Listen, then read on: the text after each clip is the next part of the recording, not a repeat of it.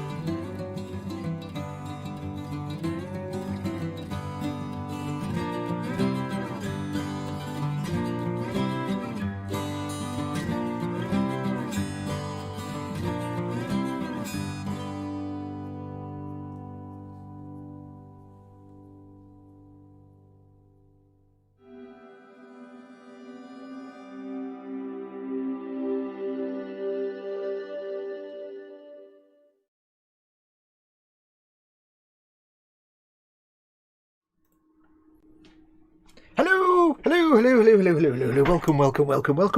Welcome. It's Foxx from eModels.co.uk. I had to think then, but was about to say, not one of my normal streams. Hey everyone, it's Foxx from eModels.co.uk. Your one-stop shop for all your model making needs. Welcome one and all. It is 2 PM on a... What day is it today? I don't even know what day. Is it Thursday or Wednesday? Hang on. It's Wednesday. I thought it was... I didn't know if it was... I've got a message as well. Hang on. There we go. Yes, it was fine, Mike. Yeah, I thought it was Thursday. I don't even know what day it is.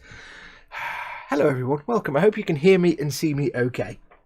Welcome. Welcome to this little stream. It is, if you remember, I am working on the big Bandai perfect grade 1/72 scale.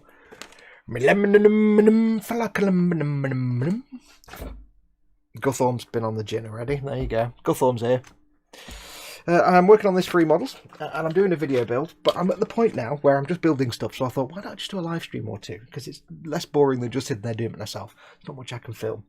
And I'll explain all that in a moment. But hello everyone, welcome. This is, of course, an eModels.co.uk stream on their channel, so it is family friendly, so please don't swear. Please don't do any swears. And also, please don't discuss other retailers in the chat. Obviously, this is their chat. Now, let's have a look and see. We'll have a very, very quick look who is in chat before we crack on going. I've got the chat here in front of me. You can see Guthorm, of course, is the chat monster. Guthorm is my regular chat monster. He always keeps an eye on the chat for me. I'll just move that there. So I've got the chat here. If you want to, as with any eModel show, you can see the chat there as well. But if you want to get my attention, because I will have it here, please put your comment in big fat capital letters. If you want, you can do a super chat, put your comment in a coloured box. But if not, just stick it in capital letters. I'll have a quick look and see. Now, I won't have everybody in chat because I've only been in chat for 15 or 20 minutes. I'm going to move that because that's at a funny angle and it's just OCD is making it doesn't look right when everything else is vertical and horizontal, and that's just... There you go, that's more normal. We'll just leave it there. You look after that, Guthorm. Now, I haven't got everybody. Let's have a quick look and see. We've got Model Making Mayhem, Sprue and Glue, Model Making Mayhem, The Raging Modeler, Christopher C. We have Quanoman, Model Making Trucker. Hi Lewis, Scaly Models. Dad is one of your mods, as is Paul at Team Inept and Chris at Gross Models. They're all three of your moderators. They are lovely, fluffy, delicate little squishy forest animals with big puppy dog eyes, and they'll keep you safe, and they're dead sweet and gentle unless you cross them, in which case the banhammer will come out and you'll never see daylight again, so don't cross the mods. Sprue and Glue is in. Hi Mr. and Mrs. Foxx. Mrs. Foxx, yeah. It's a terrifying thought. Team Inept, that's Paul. We have the Raging Modeler we've done. Brian Wimmel is in. Welcome, Brian. Where's Dave Cardboard? We have Phil Lewis, who is chatting on the tablet but watching on the big telly downstairs. Big telly. Hello, big telly. Kevin Reynolds, Cy Reynolds is in. Welcome, dude. Patrick Stuchevsky is in and subscribing to everybody, so thank you on behalf of me and everybody that you're subscribing to everybody. Patrick, very kind of you. Can't Making Models is in. Feels like I'm waiting for QVC to start. Oh, you give me flashbacks now to Mama Foxx buying loads of trash off QVC all those years ago. It was the worst thing we ever did when we got cable TV in the 90s. It was like, oh, there's a shopping channel. Oh. And now in later life, of course, I regret showing Mama Foxx Amazon. Yeah. We've got a garden full of resin animals. That's what happens. When you expose the older generation to things like Amazon, it all never ends well. We have Gary G is in. Welcome, Gary G. Redlen08. Welcome, Redlen. We have Donald McKenzie. Hi, guys. Welcome, Donald. Graham M. Welcome, Graham. We have... I think that's everybody, actually. Donald McKenzie, Graham M. Who Am I UK? Afternoon all. Afternoon, Fox. Welcome, Who Am I? That's everybody, I think. If I missed you off, I do apologise. Right, let's crack on. So it's going to be, I don't know how long I'll go for. Theoretically, I could... My thing's not lined up. Hang on, I've got to straighten my ends out now. What's not straight? Hang on. I've got to do this. I'm really...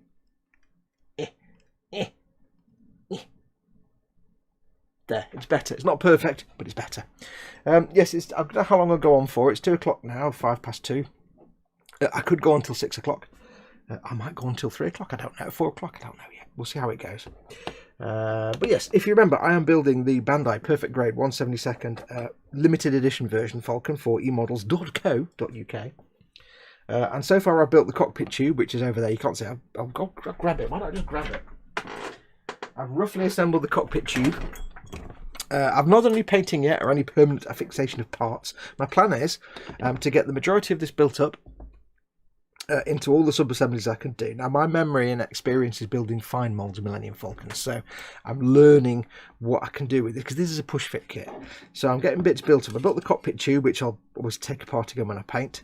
I've built that so far, and I'm going to get the majority of the main hull built up before we do any kind of painting, because a lot of this it's all push-fit, and a lot of this I can assemble together and just have it ready, and then we can do all the painting. Because the thing with the Millennium Falcon is, it's a complicated build, but it's a really, really easy paint job. Aside from the cockpit, it's kind of all one colour, and it's mostly weathering. So the Falcon is not a complicated paint job. I will be doing proper filming of the cockpit. Obviously, I'll put that cockpit of the paint job and the weathering and everything else.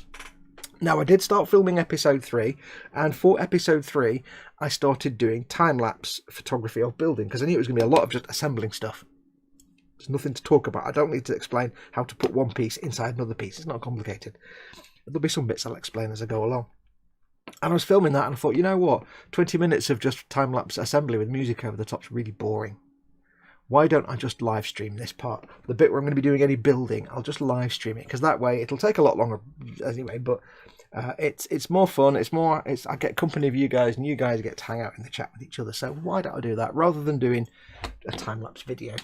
So this will technically, this and any future live streams while we're doing the build will be episode 3 onwards. Once that's done, we can now start doing proper filming of the paint jobs. So this might not be the only one. There'll probably be more of these. I'm going to have a big swig of coffee. I do have my enormous cup of coffee, of course, to keep me going. And I'm just working my way through. I've done the cockpit part. I've not installed the lighting, because it's going to come back apart again. I'm building the right mandible, and I've put all the little maintenance pits together, and I've just got to build the actual mandible part now. Now, this is a slow build because it's lots and lots of tiny parts. I need to put that there. Tiny parts, and lots of very delicate parts. You can see here I've got this sprue here. Is still in the plastic wrap. I've taken a few pieces off. This is all tiny tubes and pipes, and yeah, I don't want to break any of these, so they're kept in the plastic sleeve and kept to one side, because there's a few of these sprues and they're super delicate. Right, let's have a look. So I've done the maintenance pits. Let's have a quick look. We're going to be building the actual mandible housing and sticking some greebles on. But like I said, the beauty of the Falcon is it's a fiddly build, but a simple paint job. And the majority of any Falcon kit you make, the majority of it, you can build it before you paint it. So all the little greebles that go on the hull, I can get all them on before I paint it. And what I am doing, it is a Bandai kit, so it is push fit. There's no glue required at all. However, I'm gluing everything because I need some parts now, don't I? I need C sprue because obviously I'm going to be painting it once it's all assembled. I don't want little greebles falling off. But also, it's going back to eModels once it's finished. And that's going to be put in a box and packed up and shipped to them. Or I'm going to take it to them if the world's not on fire by that point. So I can't risk bits falling off. So as a precaution, because it's being shipped to eModels and I'm not keeping it, I am gluing everything. Look, not every single thing, but as much as possible will be glued. Now, I've got bits of dust on here, so I'm going to have to just quickly dust these. Right, so we need all of these parts, basically. C2 and C1. So we have C2 and C1. C2 is the big hollowed one, and C1 is the top cover. Let's get these off. So I hope you're all well and good. Paul wants to know if I got anything exciting in the post recently. As Paul well knows, I'm actually in the process of editing a mailbag video, which I filmed just before we went live. And yes, I did receive something in the post, and there's a very short, very silly mailbag video going up on my channel later on today. Yes. Basically, I received a package through the post, and I didn't know what it was. I wasn't expecting it. So I said to my little group of friends, "Hey guys, did any of you send me a package in the post?" And they all went, "No, it wasn't me, no." And Paul at Tamiya was like, "No, it wasn't me. I didn't send you anything." So the moment he says it wasn't him, I obviously instinctively know it was him. There's a sprue I can get rid of. Excellent. I should put that down there. I'll just double check that, because you never know. It could be a tiny part. Let's just double check. No parts. Yes. So the moment Paul at Tamiya says it was not me, I have nothing to do with it, I instantly know it's Paul. But I wasn't 100% sure. And then about 2 hours later, he said, "Have you opened that package yet?" And that's the moment I knew it was Paul. Right. So we're going to get these bits. We need those two parts. We put this. I've got a little tin. I'm about to break into Pam Ayres there. Oh, you got this little mini. It really is quite cute. Little tin for little parts. There you go. Keeps it safe. So we've got those bits there. I'll just move the instructions over there. So we've got these two parts here. We need W15 sprue. Now, what I tend to do when I do Bandai kits, all the sprues are lettered and numbered. What I'll do is I'll break the instructions down into steps, like left mandible, right mandible, this bit, that bit, and I'll just get the sprues that I need for that step. So you can see here I've written down, I've checked before, and I need sprues D, I, C and W. And when we finish this mandible, I'll put those sprues back, and I'll get the next set of sprues, which will be U, E, I, B and W. So I like to do that. So I've got the little 3 or 4 sprues that I need here in front of me. And if we get this bit done, I'll go and dig in some more. That's not exciting. I'll be off camera going, I can't find it. W15 is what I want. Yeah, so I did have a package. I am filming that. It has been filmed. And it will be up later on today. I'm trying something new today as well, by the way. Do let me know. I've tried it in the video that was filming today, and I'm trying it on this live stream. Let me know what you think of the picture quality and the movement. If everything's, you know, shonky and wobbly, or is it all nice and clear? Because I was doing some learning last night. I was reading the words and things, and it's never a good idea for me to try and read words and learn things. But that it's got schmutz in it. Why has it got schmutz in it? Get out. And I was reading about filming at 24 frames a second. Now, this is where my father will be violently oscillating in his urn, because my father, for his entire life, was a television cameraman, and I have zero knowledge of cameras. I just no idea, exposure and focal length. I just no idea. My dad will be like sitting there going, "Oh, for Lord, oh God." So I was reading up last night. And I thought to myself, you know what? I'm gonna look for this part here. D. I need D sprue, not that one. I thought, you know what? I'm going to try something. going to try and do learning. So what I did was, I've done some filming today, and normally when I film video, for most of you who film video, especially if you use a smartphone, if you've got your own YouTube channel or whatever you do, you'll tend to just use whatever default settings are with a few little tweaks.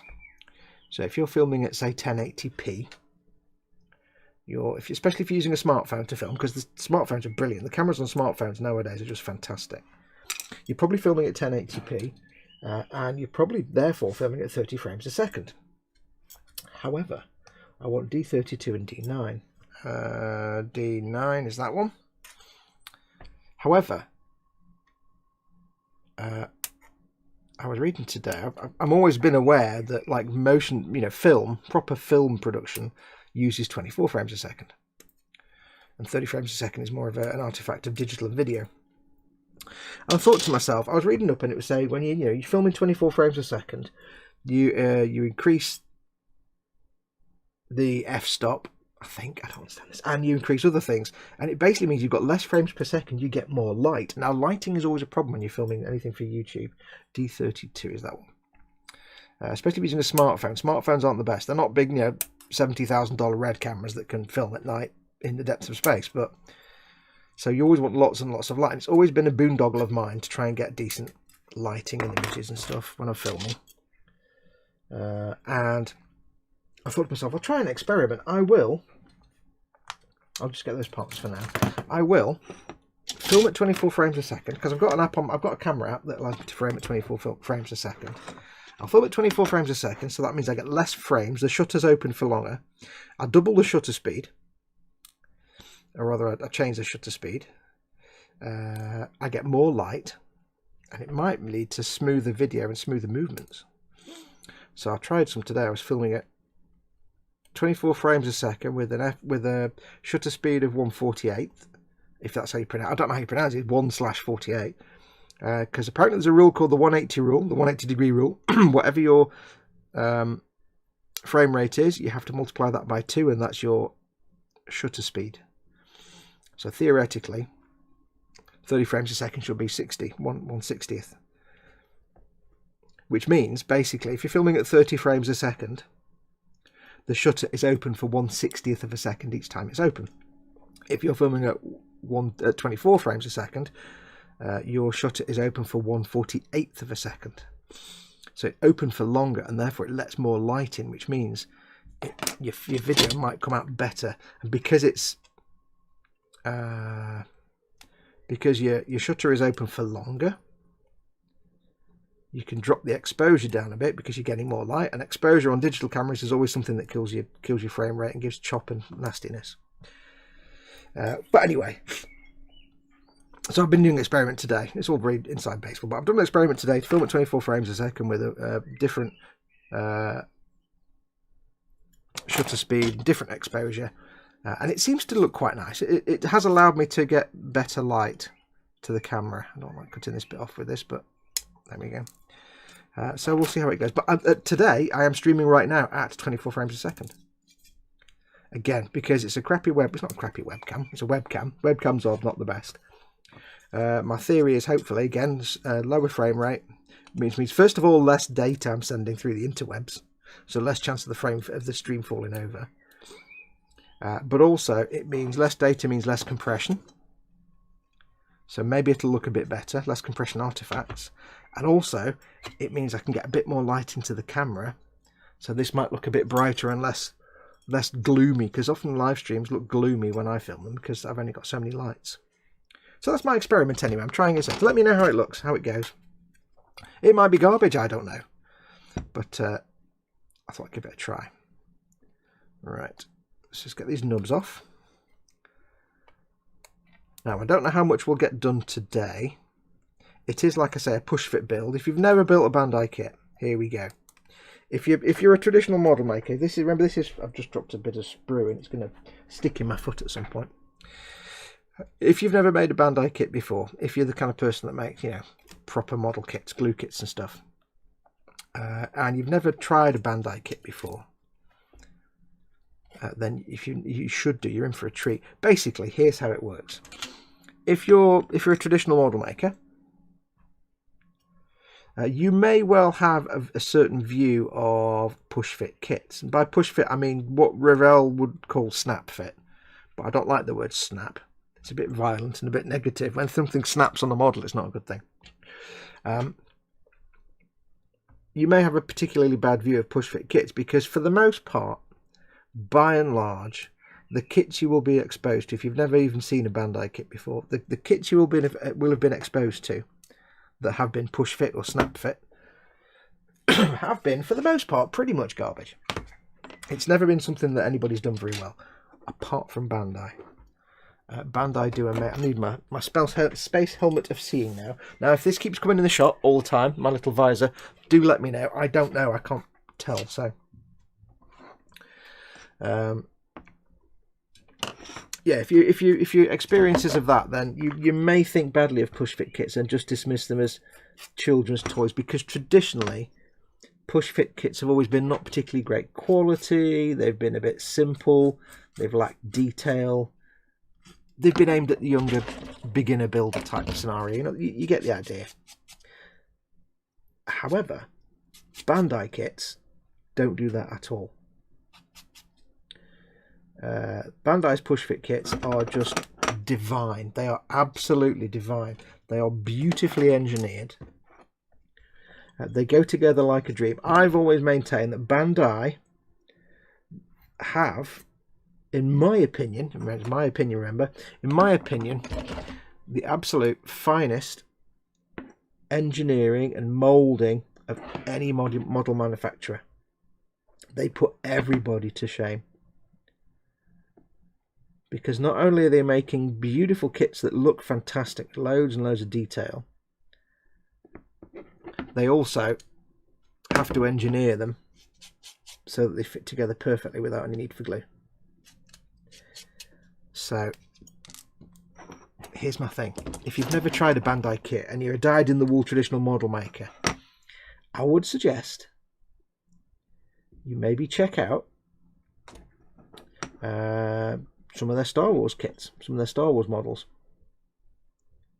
because it's a more traditional subject matter that you might be familiar with, but it is just a fine build experience. Like, for example, this kit here, this Millennium Falcon kit. It's a push fit kit, but it's got, I don't know how many parts it has, but you know, there's like 70 parts in that, and that's just 2 of the maintenance pits on a mandible.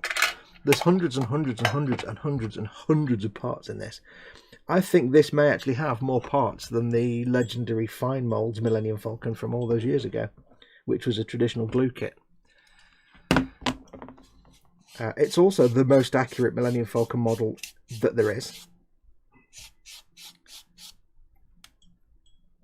And that's it, really. So yeah, if you've never tried one, I do recommend go and check one out.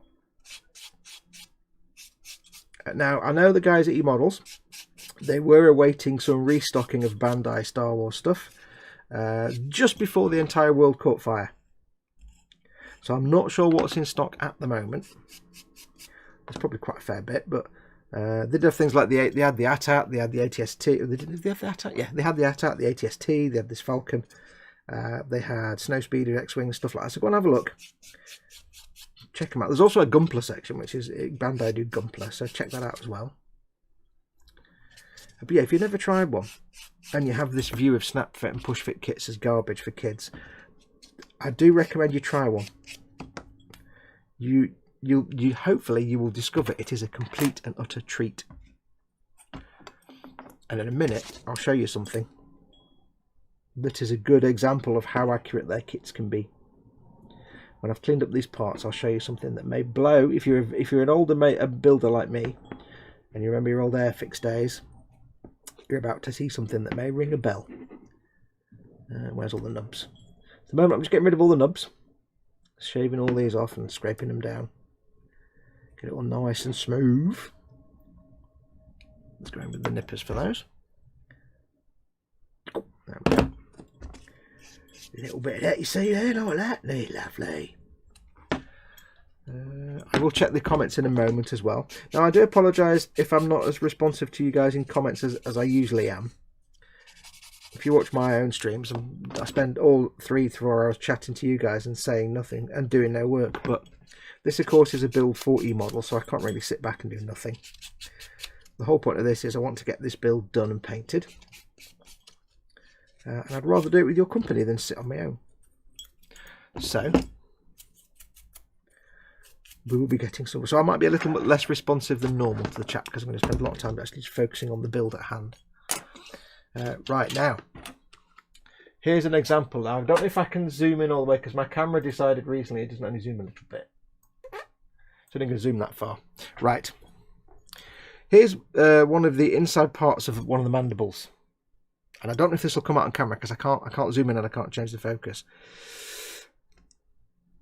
Looks unremarkable, you might think.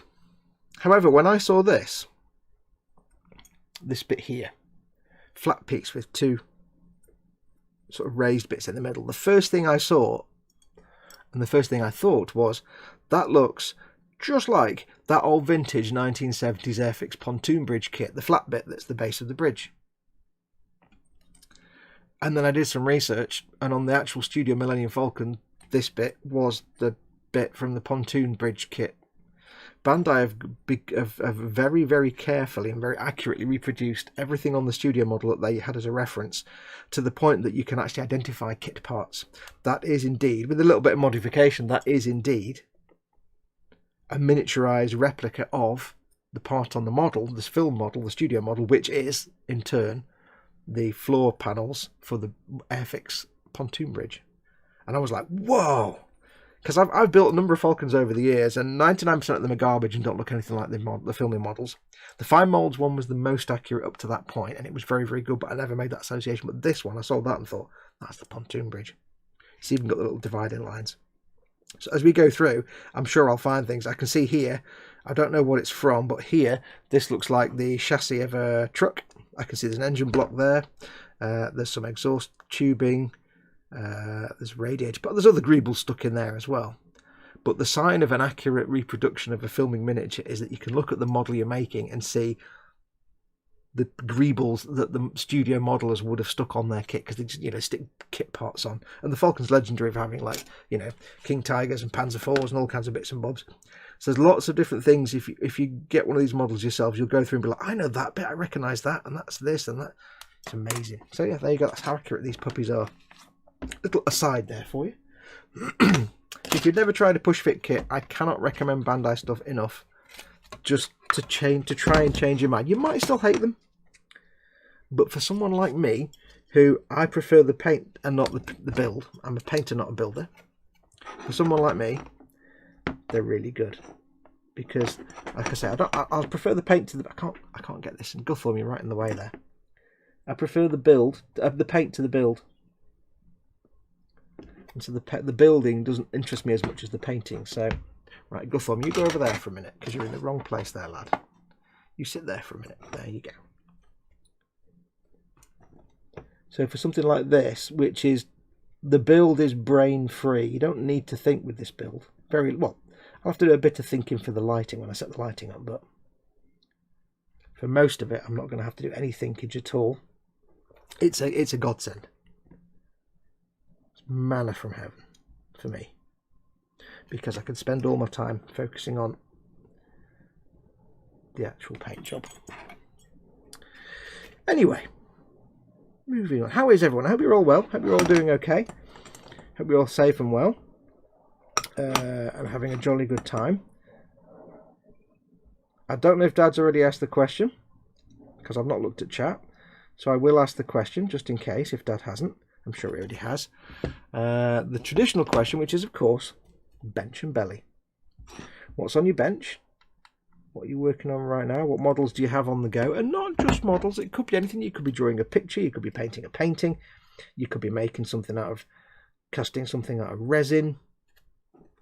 You could be building a shelving unit out of wood. It could be anything. What you're working on. What are you creatively crafting right now? And what's in your belly? What are you having for your dinner later on, or what have you had for your dinner? Or you can say what you've had for your lunch, if you've had your lunch.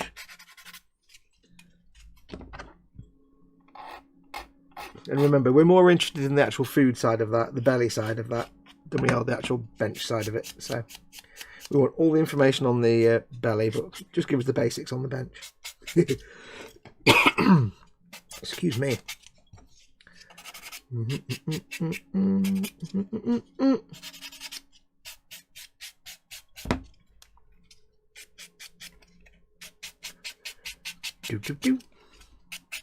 Now, if you've stumbled across this stream accidentally and you're not familiar with eModels, just very, very quickly, because this is an eModel stream and I'm duty bound to obviously pimp their shizzle, because that's what I do. This is an eModels build. eModels are the UK's largest online retailer of model and hobby goodness. So if you've never been there before, go to emodels.co.uk. It's just there, and you can't see it, it's just there, you can see it there. emodels.co.uk. They have a huge stock of all the things in the universe, and there's a golden rule: if they haven't got it, you don't need it. But if you do need it and they haven't got it, because they've probably got something else just as good or better. But in the unlikely event you need something and they haven't got it, you drop them a line and they can probably get it for you. They're the UK's largest stockist of Tamiya, just so you know. They also do remote control stuff and pretty much anything you would need for your scale modelling shenaniganery. That's not a real word, I know. So do go and check them out. Don't forget, of course, there is the new reward points, e-reward points scheme, which launched this week. And what that means is every time you place an order, every time you order something from eModels, every item in store gives you X amount of points, and you can build those points up on your account. And when you think you've got enough for the thing you want to buy, you can use them to buy stuff. You can put it towards whatever you're buying, or you can save them up to get enough to get yourself a model for free. So, for example, if there's a particular model you're looking for, but you know it's going to be one of those big expensive kits that when it turns up on the doorstep, your better half is going to look at you with that kind of side eye, and you're going to be like, oh, I'm in trouble now. Then don't panic, because why not just order all your normal stuff like you normally do that you can get away with, and then eventually you'll have enough points that you can then use them in their entirety to order that thing that you've been after, and then you can legitimately say to your better half, it cost me nothing at all, because that will be true. You need to be, so make sure if you do go and shop in the shop, let me, hang on, coffee, words aren't working, hang on. If you do go and order stuff, make sure to register. If you're not already registered, make sure to get yourself an account, register. Wow, hang on, more coffee, still words not working, brain words failing. Let's try all that again.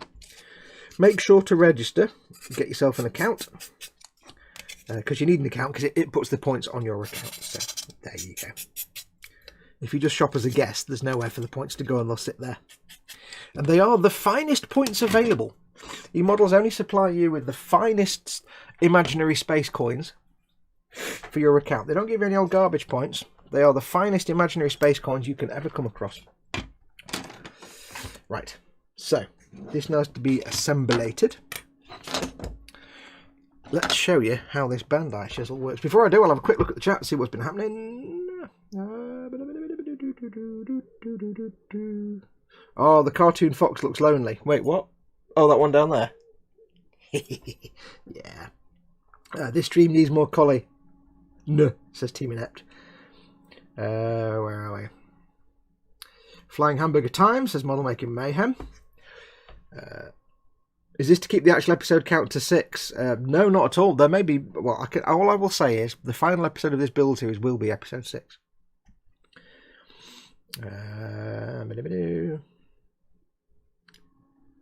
I'm a subscriber to your channel, eModels, says Patrick. Thank you very much.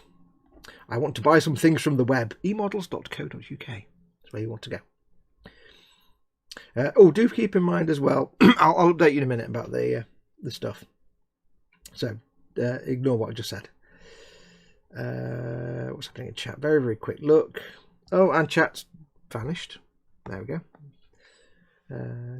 Chat jumped and I missed. I think it just updated itself. Brilliant. Buffering alert. Don't like buffering. I've had no drop frames. That could be something at your end or YouTube.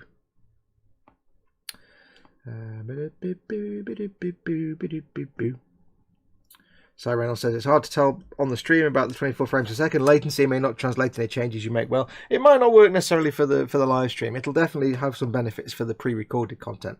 But I thought I'd give it a try. It means it'll probably still look fine, and it means I'm sending less data, and therefore my computer's not. In fact, my computer's actually quite quiet because normally my fan's screaming at me, but it seems to be having a bit of a happier time processing the video and sending it up. So it's doing me some benefits. I can't hear my fan screaming. As long as it looks all right and it isn't all like like that. As long as it's not like framey like that, then I'll stick at 24 frames a second. But I'm not showing any lost frames, so buffering's at your end. Scott Sutherland is in. I think I've missed a load of people coming in. I do apologise. What's in your bench and what's in your belly, says Dad. Cy Reynolds says the baby of this kit, the 144 Falcon, belly too many Haribo. Ooh.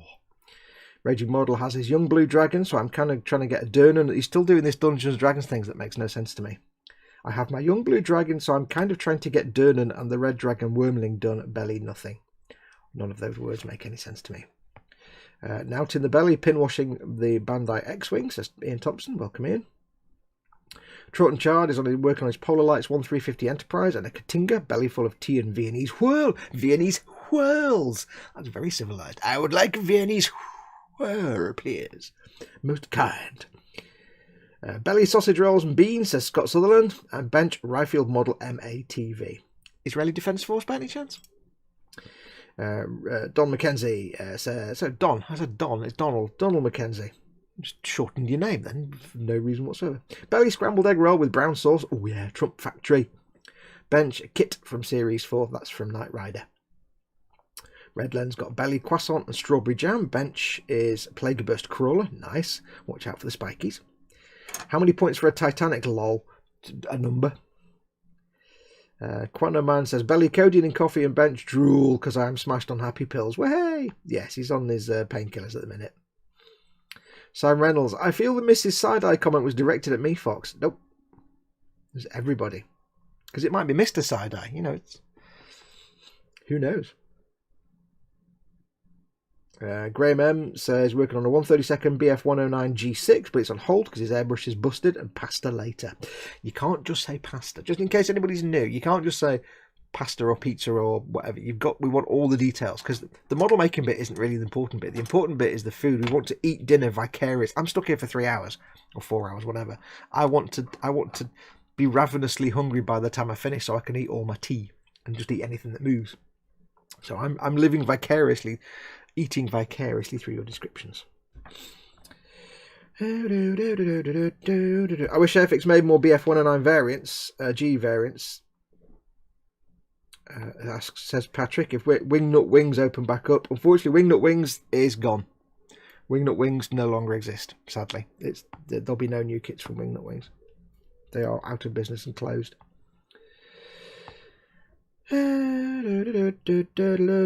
Bench Custom Fire Slayers, says Team Annette. Belly leftover curry mixed together into a melange.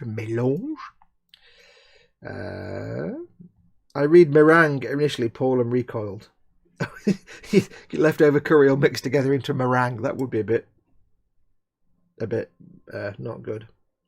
No US Army, Fox, says Scott. You're making a vehicle that's not Israeli Defence Force. It's something's wrong with the world there. Patrick says, eModels, please read this. I might be getting an Airfix 148 Stuka. Cool. I don't know if they have one in stock. Keep in mind, by the way, that myself and Ted and Colin and Chris, we don't actually work for eModels. We just help them out, do videos and live streams and stuff. We work with them, but we're not actually on the payroll, and we don't work at the warehouse, so we don't know what they have in stock and things like that. So if there is something and you can't find it, if you have to say 148 Stuka, and they haven't got one, just drop them an email. If they haven't got one in stock, it may just be it's temporarily out. If you can't find something on the website, it might just be it's temporarily out of stock, in which case it'll be back soon.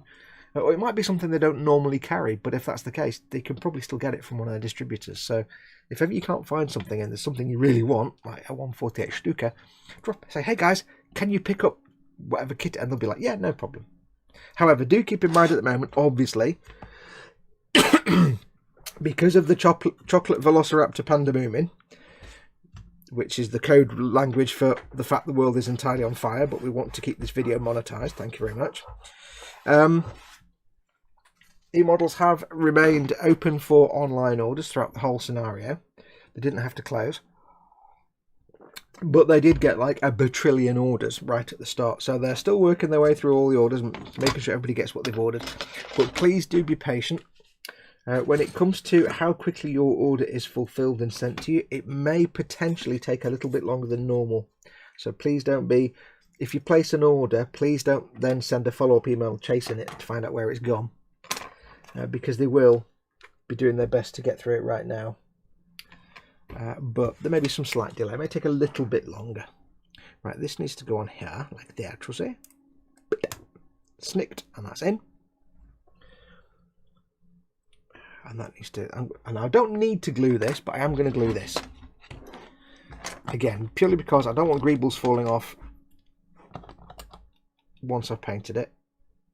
You don't need to do this though. If you're just building this yourself for your own cabinet, and you're going to build and paint it, you do not need to glue anything. I'm just doing this because I'm going to be sending it to eModels and I don't want all the bits to fall off. So that can go there. This needs to go on that side. That's that one and then there. So we'll leave that there for a second to cure.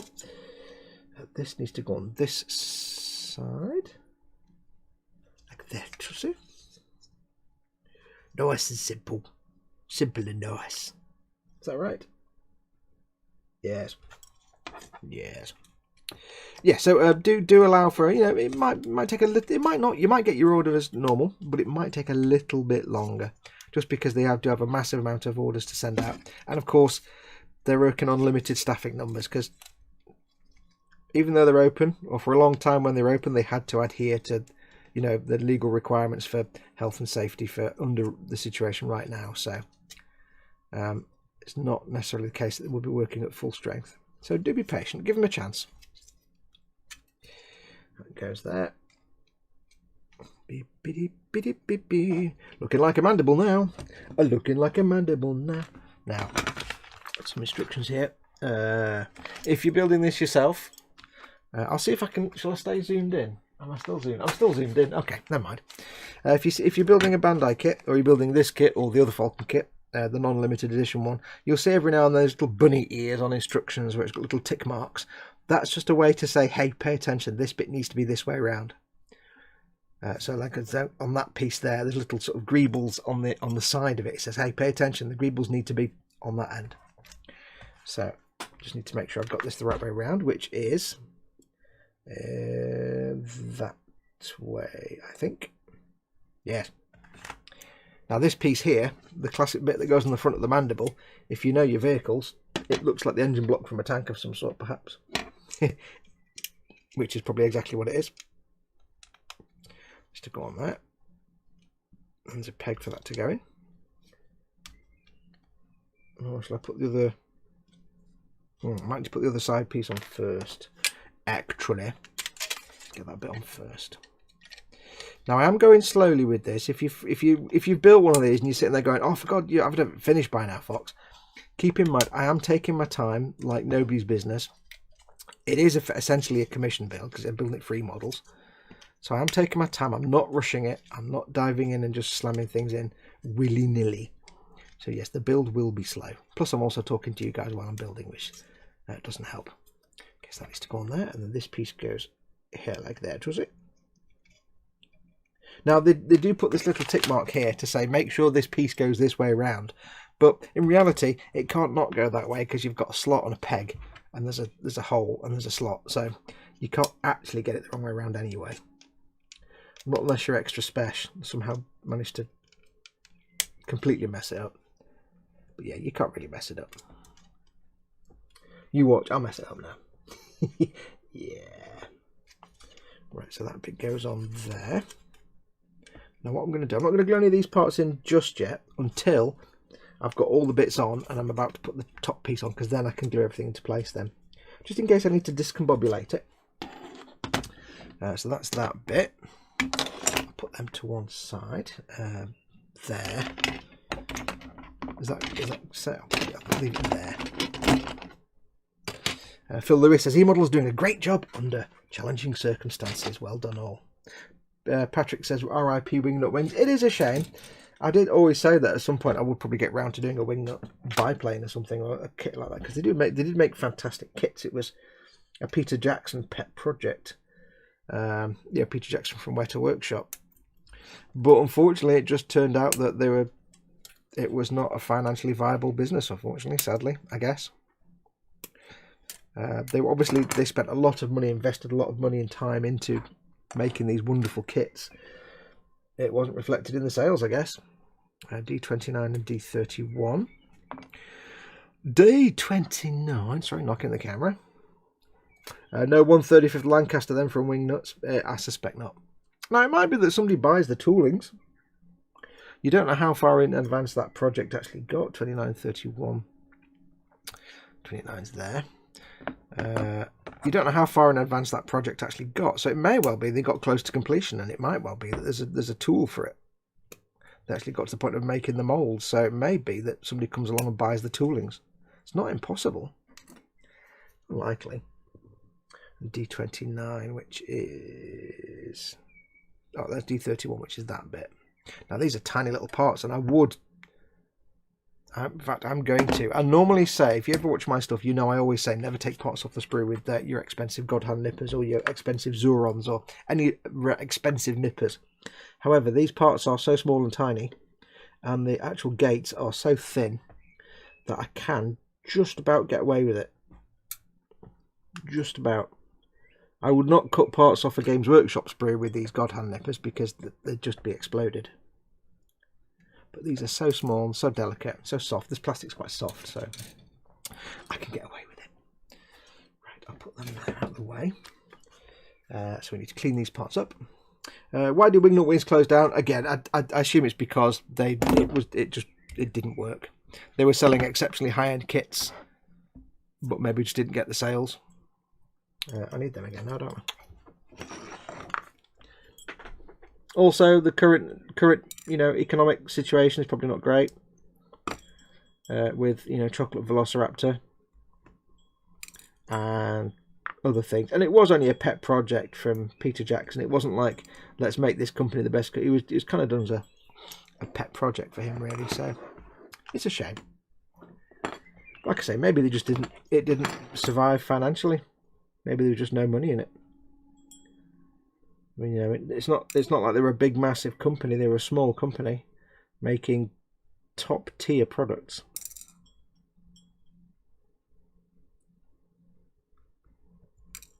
That's the problem, you see. It's the downfall. It's precisely the reason why in anything, not just models, but in anything, you always get that. You always see a whole ocean of cheap, churned out nonsense, but the real proper quality stuff is harder to come across, costs more, and those companies don't tend to survive. That's why you get your companies that have the pilot high and sell it cheap. So your model companies, you get the models that they're not brilliant, they're alright, they're just kind of cheap and basic. But they come out in like locusts, they're just like locusts, they just endlessly swarm out. I meant to put that there, didn't I, really? You'll never not see an endless stream of cheap, clunky kits. But the more expensive ones, like these, yeah. Like Trumpeter doing their, 1/200 scale Titanic and their 1/48 scale U-boat. Those are huge kits, and they're like £400 or £500 a pop. Now, if they just made kits like that, if Trumpeter just made £500 huge, incredibly detailed kits like that, they'd go out of business in a heartbeat. Because they might sell a few and everybody would love them, but they wouldn't last long. They wouldn't sell enough to make back the cost of development and the cost of the mould. Whereas, if they make those kits alongside more traditional regular kits that cost maybe 20 or 30 quid a pop, and they're just the standard kind of fare, then they stay in business. Now, Wingnut, I mean, I don't know for sure. If I'm wrong on this, I mean, I'm only working off my barest of memories, but Wingnut just did the sort of expensive, nice stuff, which was not, and they kind of limited themselves to very niche vehicles, like, you know, planes like biplanes and stuff. It wasn't like they were doing Spitfires and Tornadoes and things like that, the stuff that sells in bulk. So I think they were just, it's just the way it is. That's why you always get this endless sea of dross, but with a few diamonds in the rough. It's selling the sort of the generic stuff that allows companies to do the nice stuff every now and then. That's the way of the world. I could be wrong, but that's my understanding of it anyway.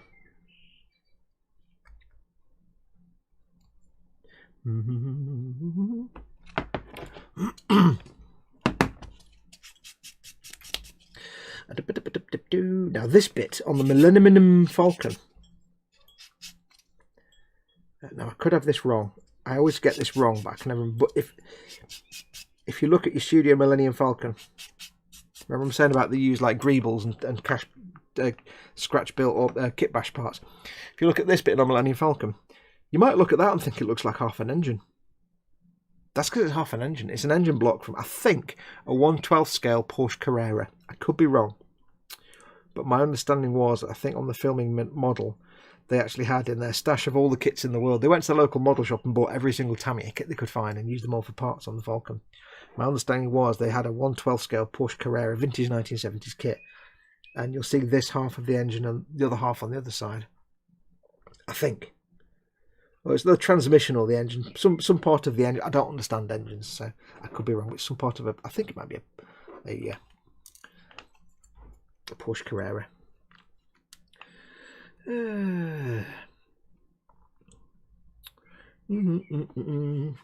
Graham M says, okay, pasta bake, minced beef, tomatoes, arrabbiata sauce, onion, garlic and chilli, pour over cool penne pasta and bake. There you go, that's better.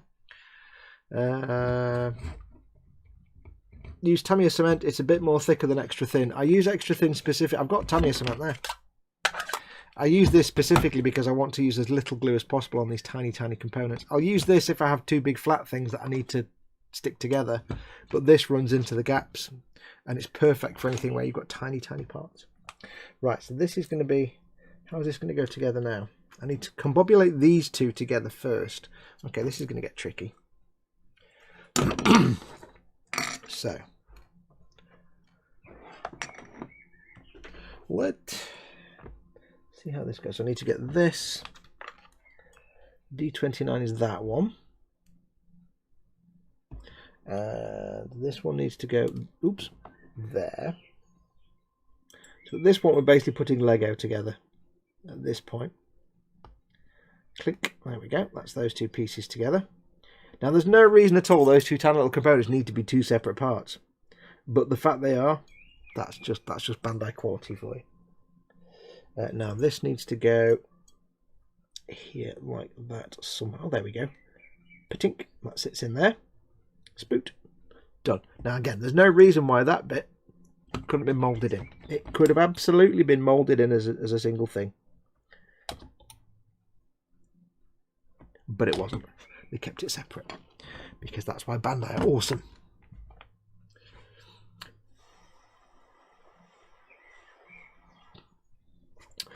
Right.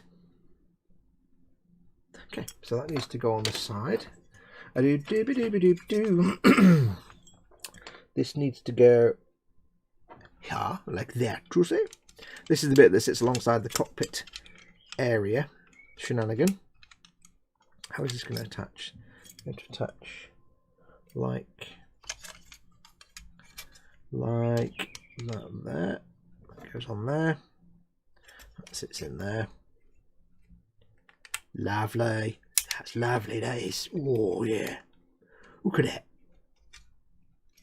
It's divine. It goes together with no fuss, no muss, no arguments, no getting rid of flash, no bits that don't quite fit properly. It just works. To quote Todd Howard, it just works. Except, unlike Bethesda games, it just works. So that goes there. Not glued anything in yet. Now we need to get my previous constructifications, which is this one here. Chat still going? Has chat died? Are you guys still there? Oh, there we go. Yeah, she's still there. I thought chat had stopped for a minute. This needs to go in, so we have... needs to be... which way around? Needs to be... this way around. That needs to be there. Apparently this bit should have gone in first. Well, never mind. I'm sure it'll be fine. This bit sits on here. Click. Satisfying click time. Now, the thing is with these parts, this mandible, both mandibles, when it comes to assembly, I'll have the saucer sections and the mandibles. I'll probably have them separate. I know, just from experience, that I don't need to have these side walls separate to paint them. I can assemble this whole mandible section and paint it. Same on the other side. I can paint that one, get all the greebles on, and then I can attach them to the rest of the ship when that's been painted. When you're doing a Bandai kit or any kind of kit like this where you've got the option of taking things back apart again, it's always worth just taking time to consider your build order. So this now goes on top. I know that once this goes on here, theoretically, I don't have any reason to ever take this off again. At all. Because I can easily get to all of that for painting, so it's not a biggie. It's no problem. So I can squange this down quite nicely. He says, struggling a little bit. There we go, get it on properly. Get it lined up properly, you spoon. Bandai kits go together beautifully, but it doesn't, unless you're a complete spoon and mess it up, in which case, yeah, that's still not going to go together if you don't line it up properly. There we go. Right, so that's on there. Like a glove. See, I can see there, I know you can't, but I can see there a tiny little greeble, which I know straight away is the Apollo lunar lander, or the top of the lem. So that's obviously, on the real studio model, it says tiny 1/72 Airfix, I think it was Airfix, Apollo lunar lander. Lunar lander. Right, so what I can do now is make sure that's in place. Get myself some clampy. I don't need to do this. Again, you don't have to glue any of this, but I'm just being extra cautious because this has to be transported. And it is to sit in eModels cabinet, and they're going to manhandle it. And if bits are falling off, they won't know how to fix it because they haven't built it. So I'm not going to make that assumption. So I'm going to take a little bit of the extra thin. Now this is why I'm using the extra thin, because I can touch it to the gap and it'll use capillary action to suck into that gap and be stuccapated. There you go. Lovely. Lovely. Bip. Maybe not a bit too wide for those, but we'll see how it goes. That's on there. We'll do the same on this side. A little bit of capillary action, caterpillar action. If I did this with the thick glue, it would be a mess of just thick glue everywhere and it'd look like garbage. So, yeah. Always have multiple different gluing solutions in your arsenal. Won't need to do this for long, just 5 or 10 minutes just to set nicely. Apologies if I'm off camera. Should be setting quite nicely there. We'll get some around these tubes just to lock those in.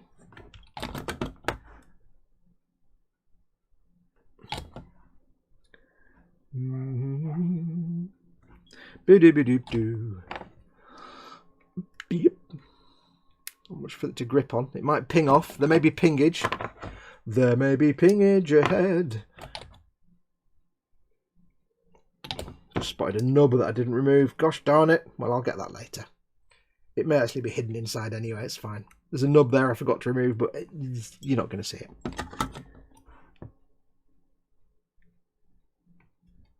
that bit down there is invisible. Like the dreaded Bew Goy. It's completely invisible, bro. The dreaded Bew Goy. He'll get you. I can't really get any clamps around that. Get you. Oh, hello. Get your clamps around that then. Do a little bit here. Just down this little gap. And then I shall pause and have a swig of the beverage and also have a chat with you guys. Is that going to stay on? Or is that going to, it's probably going to ping off. We'll give that 5 minutes. And there we go. That's fine for the moment. Next is adding all the little greebles that go on the outside. So I shall have a swig of the coffees. I didn't know there was an Apollo Lem greeble on the Falcon. I once saw a website that identified a lot of the model kit parts that were used, and I'm floored by the detective work that was done. I could be wrong. It just looks very much, and I'm going off. Obviously, this has been. Hey, I knew there'd be something that pinged off and made me jump. Why are you order? Let me use it. Let me use an alternative combobulation method. There we go. I'll see if I can zoom. I'll see if I can get close to it and get it on focus. Hang on. Let's see. I'll have to fiddle with the focus a bit. So let's see how close I can go. Where's the focus? There it is. You might not see it, but it's basically, I'm going to get a pointy stick. It's basically that there is a tiny lem. You know, the top bit. I'm guessing it's what it looks like to me, and it looks uncannily like a lem. So it just gives you an idea of the real thing, the real studio model, how big it actually was. I need to do the focus again now, don't I? Oh, hang on, I need something to focus on. Let me adjust my focus. That's why I don't like changing my focus, you see. There we go. Yeah, near enough. Almost, almost, wait. There you go. There. And it's only because, it's not because I have any unerring knowledge of any of these things, it's purely because after, you know, only a couple of years since I built the Eagle Transporter, which had lems all over it. I was like, oh, that's a lem. There you go. If it's the lem, is it the command? Might be the command module. I don't know which one it is. Is that bit, you know, the one that left the moon and landed and left again. The lunar lander was a popular piece. Bits of it popped up on the Eagle Lander too, says Ian. Yep, exactly. That's why I recognise that, because I saw it on my Eagle Transporter. Edward Leonard's in. Welcome, Edward. What's better, Tamiya Extra Thin Cement or Mr. Hobby Mr. Cements? I've never used the Mr. Hobby Cements, but Tamiya Extra Thin is... I've only found one glue... Well, no, I've actually found other glues that are equally as good, but... Yeah, I don't know. I've not used the Mr. Hobby ones. But I will never not have a water-thin glue. I've got, like, for example, if I'm gluing something that's not polystyrene, I've got Plastic Magic, which is the same kind of thing. It's actually thinner than this, but it's designed for more than just polystyrene. So it works on ABS and stuff like that. So, yeah, I've never not got extra thin. I do also have some of the extra thin quick setting. You won't see me use this very often because it stinks. It's the worst smell in the world. It's, oh... It's like, oh, it's like somebody just opened my nose and jammed methyl ethyl ketones in there. It's like, oh, flipping it.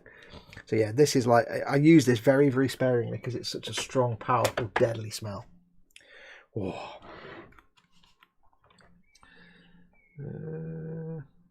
Where are we? Paul Di Tommaso says, oh, okay, they're just taking all land orders for now due to Chocoraptor. Is that Wingnut? I heard that Wingnuts have actually shut down. That the owner said we've actually gone out of business. I could be wrong. If I am wrong, that'd be nice. But I'm sure I read somewhere that somebody said we are now closed. That's it. End of. Not just that we're not taking orders. My little bits fell off my hand. Hang on. I think there's a lot of confusion as to whether they are closed permanently or just shut down for a while. I don't. There is some confusion, but my understanding was they'd actually just closed out and gone out of business. But we shall find out. Right. Please remember, folks, please don't discuss the current medical situation in chat if you can avoid it, because we'd like to keep this video monetized and not removed off YouTube. so please don't discuss directly any medical advice or current situation if you would mind. So that's doing nicely. I think that's all together. Maybe a little bit more at the front of the schnoz there. Let's do this. I'll do this. I didn't do this bit, did I? Just a touch, just a tiny touch. There we go. I do like the way that some of these plates look like they're sitting slightly off the surface, but that's kind of exactly how the real thing looks. Just bits stuck on here and there. It's kind of what it looks like. Right, now we need lots of tiny greebles, so I shall get these off the sprue. I'll put that over there for the moment, out of the way. Yes, that's half of the Airfix 144th at Lem says. Oh yeah, 140. Did I say 172nd? I meant 144th. Right, so we want lots of parts of the D-sprue. Now I might be using my, again, before anybody panics, I might be using my God hand nippers to, or my expensive nippers to get these parts off, but it's purely because they're so delicate and tiny. So we need, let's work our way around, D28. Oh, hang on, we've not got there yet. Oh, okay. We need to apply all these parts. There's an eyelash. Get off. Need to apply all these parts. So these are the steps. This kit's a little confusing. It shows like, here's the finished thing, and here's all the steps. Now you need to do that. So yeah, don't get sidetracked. So D20, 39, 40, and 35. That's what we want. 39, 40, and 35. Do I need big nippers for these or small? 39. 39. I can use my little nippers for these, I think. 39.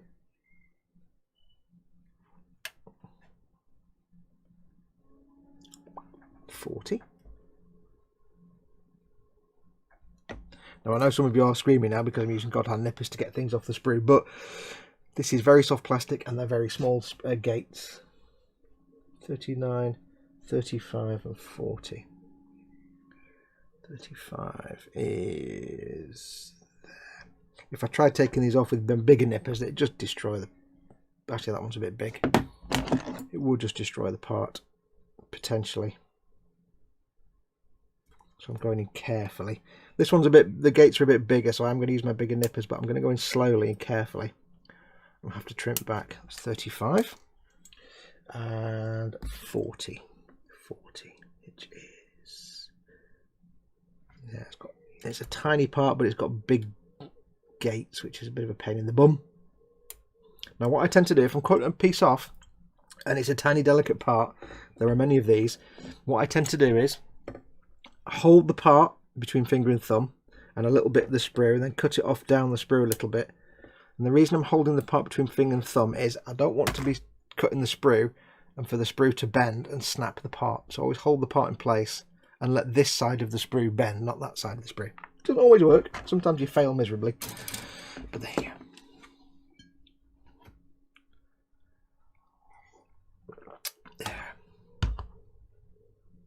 Casually wipe eyelash away, not realising it was a greeble. Yeah, possibly. Paul says it's what they've announced on their website. In that case, there obviously has been some confusion, because we've had, I know what they said on the website, but then there's also some guy, I saw someone who had a contact from some employee saying, yes, we have closed. So they've obviously fudged and messed. Basically, they've made a mess of their communication of the close down. They've confused people. They could have probably communicated it a bit better, because I was under the impression they had actually closed and gone out of business. Now we are going off like Reddit posts and things, but still. They need to clarify that, I think. My understanding was it was one of the owners or the CEOs had said, yes, we've gone out of business. We're closed, that's it, bye, sorry. Clearly that might not be the case.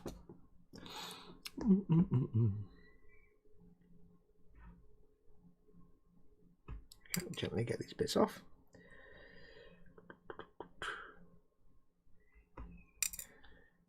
Now I am being super careful here. I'm being very slow and deliberate. And it's frustrating for you guys to watch, I know, for me to work so slowly. But it really is necessary on some of these tiny parts. Some of these really tiny parts.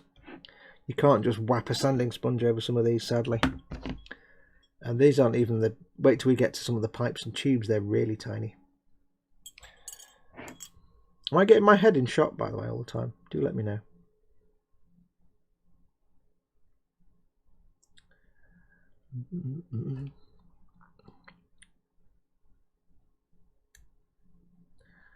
Okay, put that there.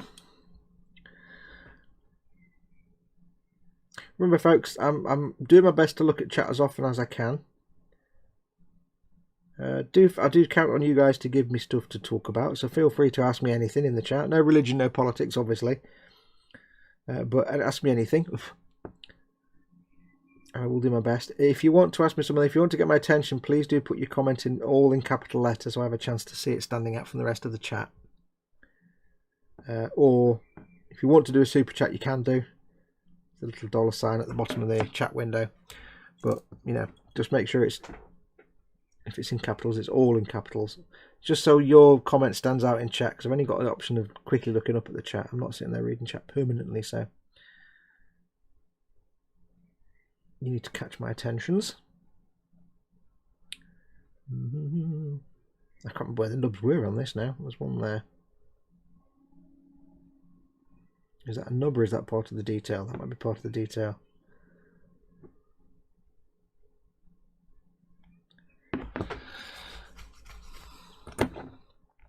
Fox, do you keep your sprue cut-offs for sprue glue or just throw it away? I will be at some point. At the moment I throw away because I've got I had a load of old plastic card that I didn't use to make sprue glue. So I don't need any to make, I'll say that again, I don't need to make any more at the moment. But I don't want to waste plastic card.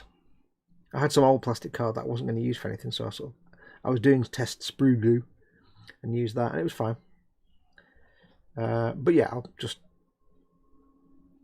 if I start getting low on sprue glue now, I'll keep some sprues for whatever I'm working on and make it out of that.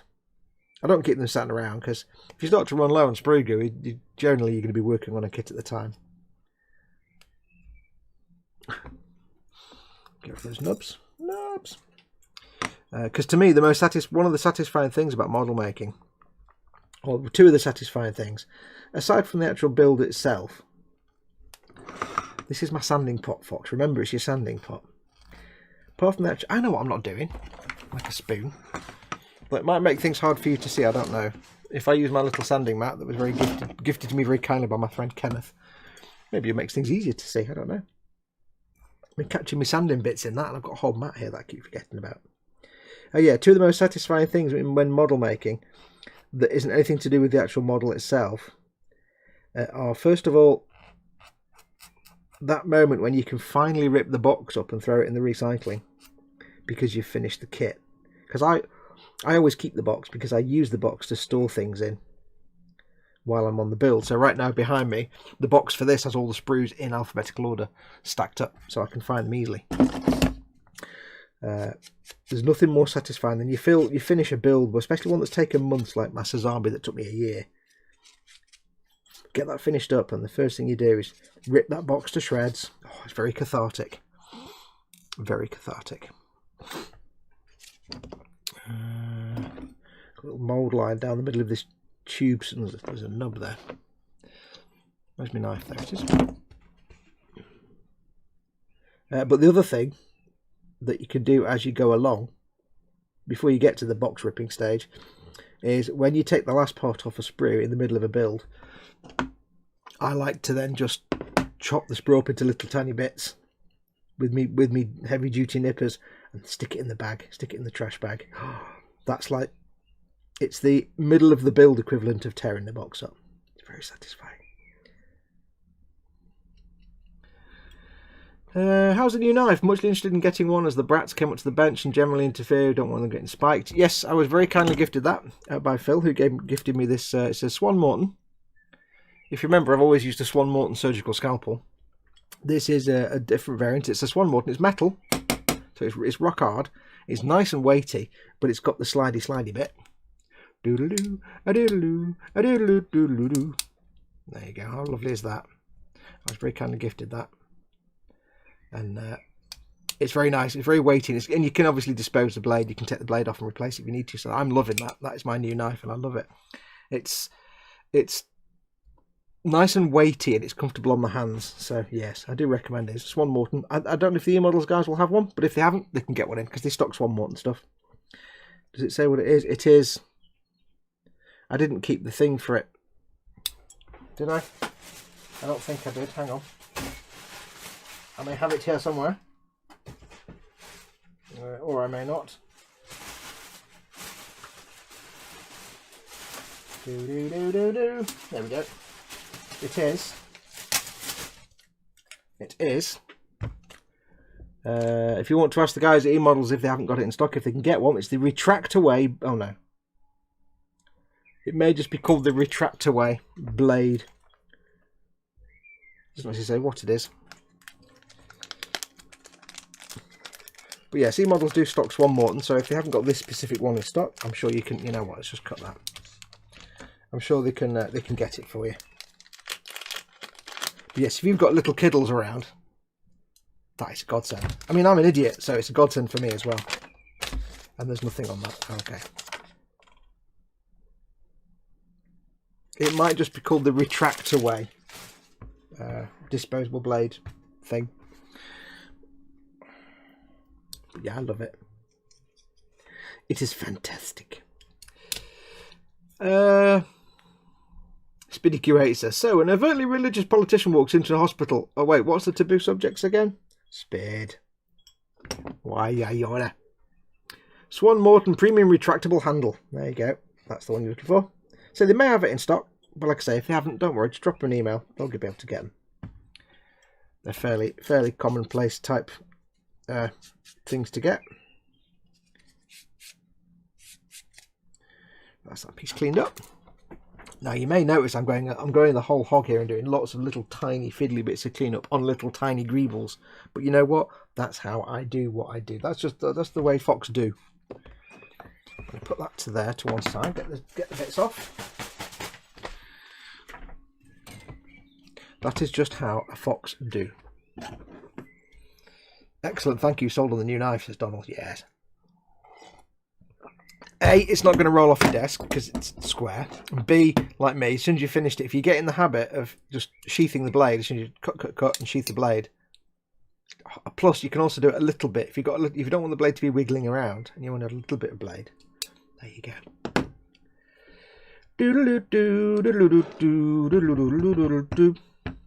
Jamie Shiner says, hi, when you come to do the two central guns in the middle of the model, you can light them up. All the work, see nothing. Take an MSD and put it between the two, then cover the two inside holes. This does come with a lighting kit. This is the limited edition now, Falcon, which was unfortunately a limited run, so they don't make it anymore. But eModels do stock the regular kit of this, but the limited edition one does come with a lighting kit. It's a basic lighting kit. I hate doing any kind of electric and wiring and stuff, so I don't mind doing pre-made lighting kits. However, because this is an eModels build, I don't get to keep this. It goes back to them, so I don't spend any money on this. I'm not going to invest in a lighting kit or my own scratch-built lighting to do extra lighting. I'm just literally building it out of the box. But yes, if you are making one of these yourself, it would benefit from some extra lighting in the gun walls because they're kind of dark. Yeah, with eModels builds, all of us basically, we don't tend to.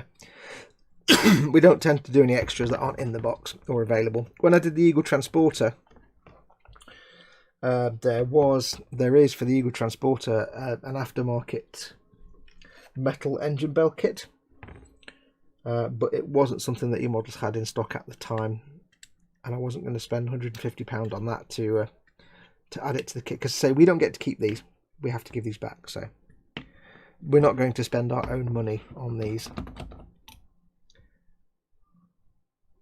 And it's also a bit, because this is a premium kit, so if there were lots of extras and things like that, and even if eModels had them in the stock, it's a bit much for them to give all that stuff to me to make. I know they get it back, but you know they do want to sell them. So, but yes, we don't spend our own money on these. D39 is that one. D39, which looks suspiciously like the rear mudguard off a tank of some sort or an armoured personnel carrier. even with the little indicator light stalk sticking out the side. I suspect that's probably what it is. This needs to go that way. This needs to go on here like there, Trussie. So this just sits in. Let me get my tweezers. Yeah. That sits in there like that. Lovely. Excellent. That is a really tight fit, but I'm still going to glue it anyway. It's a really tight fit, I like that. But ultimately, the thing with me is I am rubbish at any kind of electronics. I hate doing that kind of stuff. I'm no use at it. It confuses me. I get confused wiring a plug. So I will never do complicated lighting in a model. Unless it comes with the lighting itself. Or unless somebody, you know, sends me. Like when I did the Eagle Transporter, I was actually sent that lighting kit. One of the viewers actually sent the kit and it was dead simple. So I was like, okay, there you go. But I would never have done it myself. D40. Which goes here. Which is that way around. Now this is going to be the majority of this. There's the eyebrow again. Eyelash, not eyebrow. It's an entire eyebrow on the desk. Yeah, no, not quite Foxx. A lot of this build is going to be these little tiny fiddly parts. And this was, like I said, this was going to be. I did start filming it as a time lapse. I did start filming it as a time lapse. But like I say, I suddenly realised that like half an hour of me just doing this, but at super speed, would not be interesting at all for you guys to watch. I thought it's much more interesting for you guys if I actually do it as a series of live streams, and that way we can hang out, we can have a laugh. Yeah, it'll take probably weeks, like 30 live streams of me just gluing little tiny greebles on the hull, but it'll be fun. Let's have a look.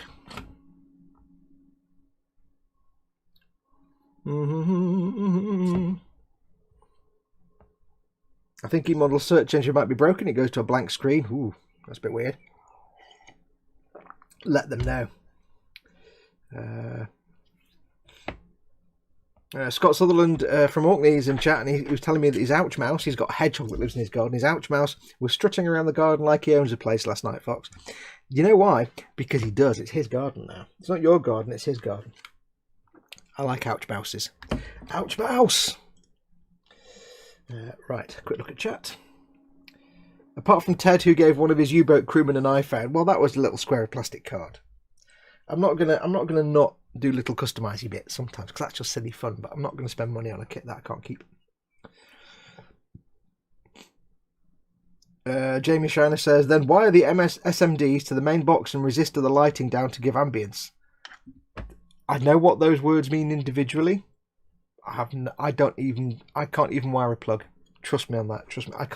I wouldn't even be able to wire a plug without looking it up on the internet. So when you say just, you may as well be talking, I don't know, Greek or something. I have no idea.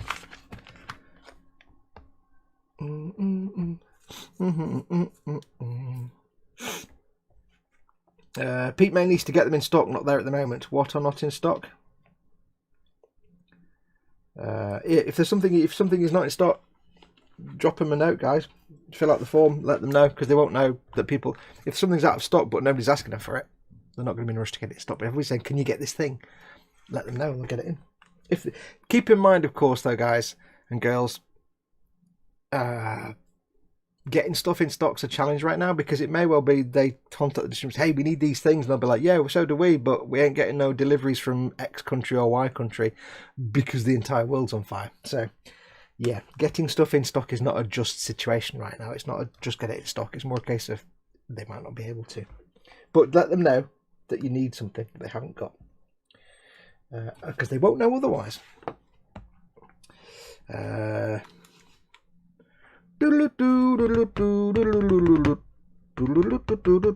Also, glue down the bits sticking up by the engines, as the tape provided is not enough to hold them, and they'll be keep coming off.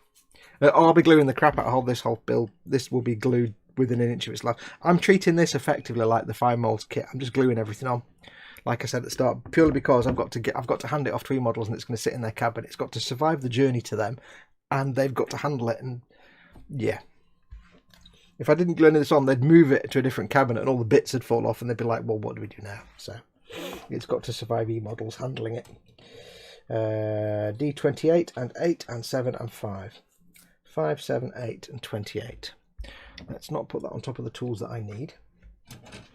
5, 7, 8 and 28. Right, what we got? 5, 7, 28, 8. Let's put that there. 5. Where's 5? I can use my little nippers for those. 5.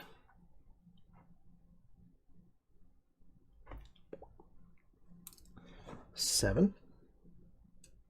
It is fun to look at some of these bits and recognise components from vehicles that you've made in the past. Like this bit here, part 7, is blatantly obvious. I don't know what it's called on a tank, but it's, you know, on a tank you have like you have the main gun, and then you have that rounded bit that the gun goes into, and obviously there you've got the hole for the main gun, and you've got the little hole here where you glue on the machine gun that's alongside it. I guess it's off a Panzer IV, maybe, I think, and they've stuck some other bits on top. But yeah, that's the curved bit that I don't know what they're called on tank. I don't know tanks that well, so, but you know what I mean. The mantlet, says Scott. Yes, Scott knows about tanks. The mantlet. So it's clearly the mantlet. I would suspect off a Panzer. It could be a Sherman, I suppose. But yeah, you've got the main gun there, and then the hole for the coaxial machine gun, and it's even got the little bit in the middle to position it. Yeah, mantlet, says Spid. It's called the mantlet. Donald McKenzie says, started to notice the hedgehogs more and more again around the Helensburgh area. Cool. Hedgehogs are cool. Hedgehogs are awesome. You can't go wrong with hedgehogs. 5, 7, 8, which I know what that part looks like. This is a delicate part now. I'm going to be very careful here. This is where my god hands come in. Very delicate that was. Now with the other piece I can go in with the big nippers, because that's a big stonky bit there. There we go. Stonky donkey. Going slowly. I do recommend you... Hello, I'm being Skyped. What's that? Who's Skyping me? No, it might be rude that I'm doing this, but I've got Skype open in case, like, you know, Pete Mate or James Mate from eModels need to contact me. Oh no, that wasn't for me. Cool. Yes, I do recommend, if you're building, either you've got this kit, the one with the lighting stuff, or just the regular perfect grade Falcon, I do recommend, especially with so many little tiny fiddly tubes and pipes, which we'll get to eventually, I do recommend, if you're the kind of modeler that tends to use a craft knife or a modelling knife to get parts off the sprue, you really don't want to do that. You really do not want to do that, not with some of the parts on this. I do recommend you invest in a good set of nippers. Have a general purpose big clunky set like these, and then have a set. You can't get these, are god hands. You won't get these anywhere in the UK without paying for you. You can't get these, but eModels do have lots of Xuron nippers and some other brands of very fine detail cutting nippers. In the rough and ready category, I would include the Tamiya side cutters, because they're quite heavy duty. So like these or these are your kind of nippers. These are your heavy for big thick parts where there's big thick tree connection points. But for some of your finer bits, you want to have a look and get yourself some real fine delicate cutters. I say I've got these god hands. You can't get these. Don't even try and get these unless you live in not Japan or the Asian territories. Don't even bother, or the US. But yeah, they've got lots of Xurons which are just as good, so try and get some of those. But try and have more than one pair, a heavy pair and a fine, delicate pair, because we're going to have some really tiny parts. Ted's in, Skipper Scale Models. Yay! Hi Ted! Motion blur. Hi Ted, how you doing, buddy? Sorry I couldn't join your stream earlier on. I was getting everything sorted out and was tied up doing other things, but thank you for coming in. Sorry I missed you earlier.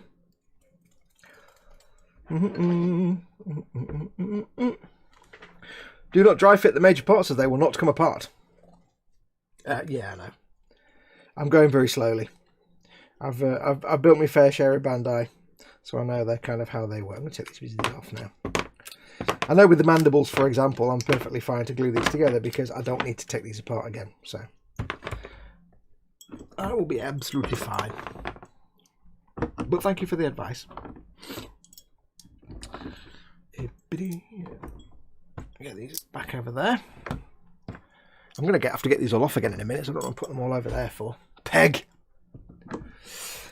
Right, so I've got these parts. Did I get all of them?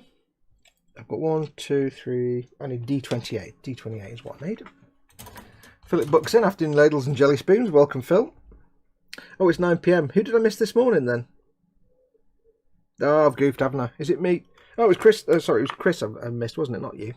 Sorry, Chris. It was Chris I missed earlier on. Apologies that I couldn't watch your thing, Chris. Now, here's an interesting one. Oh, well, do we need... no, we don't need it yet.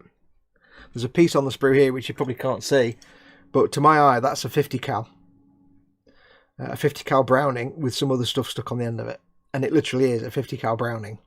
With a bit of, in the studio model, they'll have got a 50 cal Browning from, say, a Sherman kit, and they'll have stuck that on the end of it, and that'll be the component. It's even got this. Well, it might be not. Oh, it might be a Browning. I don't know. It's got this little widget on the side there, but that could be just for attachment. I don't know if it's the actual magazine. I love identifying bits. It's great. Right, D28. That's not me getting stuff done. Where's 28? 28. You can go on a real greeble hunt. You really can on this. They've done such a fantastic job. I mean, if you built the fine molds Millennium Falcon, that was a beautiful kit. But that was of its time. See, here's it. Look at that. How's that for a shot? That was a shot, that was. Here's the chronology of Millennium Falcon kits. When Star Wars first came out, all the kits were rubbish. And then in, I think, 2003, Fine Molds made their Millennium Falcon. And that was the first decent Millennium Falcon kit. But all the other Falcons were still rubbish. And then they stopped making it when Revell got the license to do Star Wars. So Revell now sell the Fine Molds Millennium Falcon as their Master Series Falcon. So that is the same kit. It's a beautiful kit. It's a proper glued together kit. And it's only beaten by this, which is a bit more detailed and a bit more accurate. And it's push fit. So this is the best Falcon you're going to get. Close second to this will be the Fine Molds Falcon. Yeah, there's a D'Agostini one in there again, but that's a big massive part work, so it's not quite the same. Everything else is just, yeah, don't even bother. It's not going to come close to this. Right, so we've got those parts. Need to clean those up. Looks like a 50 cal to me, says Philip Buck. Yep, and to me, dude. When finished painting Ghost over with Tamiya Insignia White, this helps the whole look. Don't you worry, Jamie. I've got a whole colour scheme worked out. Because I built a few with Falcons. And I did a lot of testing to try and get the closest match to the paints that ILM would have used. Because the original Falcon was painted with some testers, I think it was, paints, which you can't get in the UK very easily. They were painted with a mixture of Reefer White and Grime. I think it was testers. Reefer White, no, Floquil, sorry, talking rubbish. Floquil paints, which you absolutely can't get in the UK.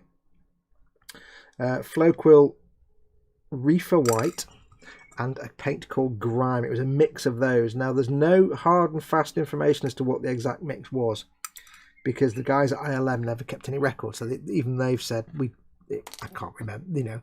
I read an interview where the guy was like, I know what colours were used, I can't tell you the mix because it's 40 years ago and I don't know what I did last week.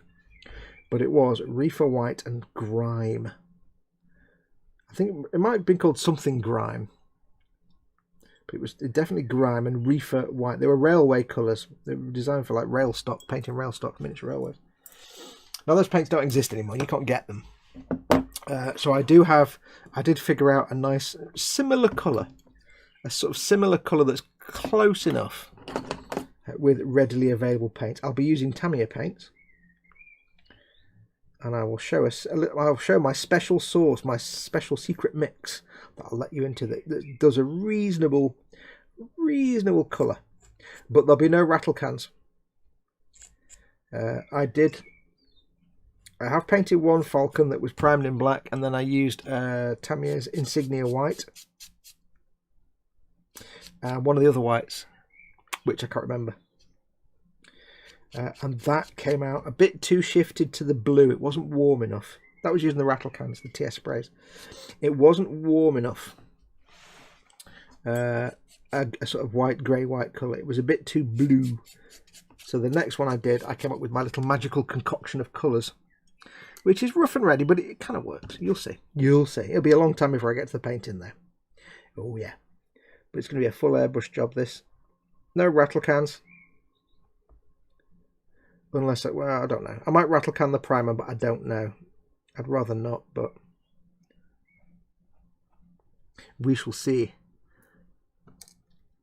Model making truckers in. How do you guys and gals? I thought you were in earlier. Did you go away and come back again?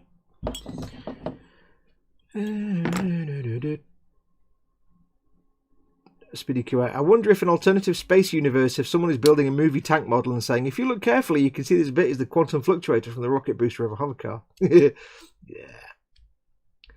What else we've got going on? There's a guy that's researched the original colours and has some great enamel paints, but it's not eModels. Yeah, I don't know why anybody would want to paint anything in enamels. I have no understanding of this. I saw that a few days ago and I'm like, why would somebody make enamel paint? I don't get it. Why would you not paint with acrylics or at the very worst lacquers? Nobody should be spraying enamel paints. Enamel paints are good for weathering. And model railroading. They do have the use of model railroading because it does demand a tougher paint than acrylic, obviously. So a lot of people that do model railroading and model railways, they use enamel paints, which makes sense because they're a lot more durable than acrylics. But for model making like we do, just use acrylics. They don't stink. You don't need white spirits. There's a few companies that have done colours for the Millennium Falcon. I got sent some test paints, and I can't remember the name of the company. I never got around to using them, unfortunately. But there's a few companies that have formulated a colour that is like Millennium Falcon grey. But I'll just be showing how I mix it with just regular Tamiya paint. I use 2 colours. All will be revealed. There's no funky complicated mixing, no special mixing rate. Well, there is a ratio, but it's not. You don't have to do any maths. Nice and simple. I'll show it, and anybody can do it. And it might not be it might not be 100% accurate. Jamie Shiny said, look back at my comments, it'll help with the Falcon build. I have been noticing them, don't I? Got a bit of skin on my thumb there, on my finger. I have been taking note, thank you very much.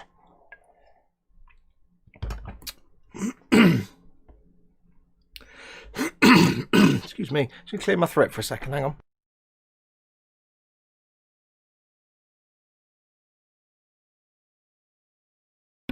Little frog in my throat there, I do apologise. Yes, I've been seeing your comments, Jamie. Thank you very much for those. All has been noted. Food nothing yet, working on the Titanic lighted model. Philip Book says, how's the new knife? I'm loving it. I'm loving it. It's like McDonald's. Don't mention McDonald's. I can't get McDonald's right now and it's making me really sad. But I can get KFC and I'm liking that. Yeah. Right, so this needs to go here. Put that over there. So we have D28 needs to go, is that one. And needs to go there, I think.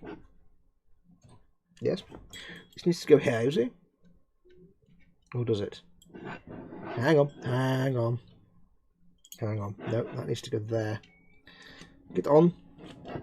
Oh, I don't want to use tweezers because it's not small enough piece to warrant tweezers. There we go. That sits on there like that. Lovely doubly. Touch of the old glues. Again, it's just agreeable. It never needs to come off ever again. And there we go. Do. I would guess, I don't know, but I would guess just from the look of that piece, it looks like the kind of, if you've ever made like a model of a Flak 88 or a deck gun from a U-boat and it's got that kind of central core piece that you put together in 2 halves and then the rest of it goes around it. It looks like that really. It's got a little thing there to sit down onto the base and then the centre bit here which will be the axle for the... it could be that, it might not be. D8. It needs to be there and that needs to go... Big tab, little tab, cardboard box. Big tab, little tab. This is a part that I always used to break on the fine molds kit, because I made a few more fine molds Falcons. I always used to break this part. Somehow it never used to survive. Team Inept says you can get McDonald's delivered now. Not around here you can't. It's maximum sadness. I can get Kentucky Fried Chicken delivered. Yay! But our local Mackey's doesn't have it yet. And I'm not saying that McDonald's is the best food in the world, of course. It's just junk food. But when it's been 12 weeks and you just get that, you know what I mean? It's something we have occasionally. If we're having a lazy day, and, like, if I really can't be bothered making any food, and I'm happy to just pop out to McDonald's and get scran, like me and Mama Fox, it's fine. But it's just them times when you're like, you know, oh. But because it's been like 10 weeks or 12 weeks or whatever. Torture. I've been living off Morrison's food boxes. We've been living off potatoes, onions and carrots for the last 10 weeks. Don't get me wrong, I've been enjoying them. But I've eaten more onions and carrots and potatoes in the last 10 weeks than a normal man should ever have to endure.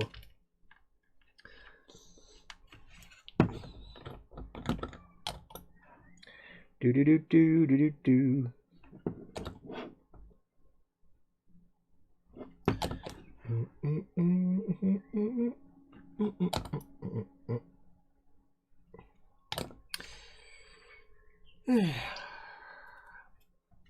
Does anyone know why there isn't a consistent colour code between paint manufacturers? Having a fine time trying to match Tamiya paints to my Bandai model. There's no reason for them to do that. If it's made up colours that aren't, you know, specific to a real world thing. Like if somebody wants to make World War II Luftwaffe colours, they'll obviously try and make them as close to the real thing as possible. If they're just making up, you know, sky blue or something, they'll just go off whatever pigments and formulations they want. They won't pay attention to any other paint manufacturer because they won't care.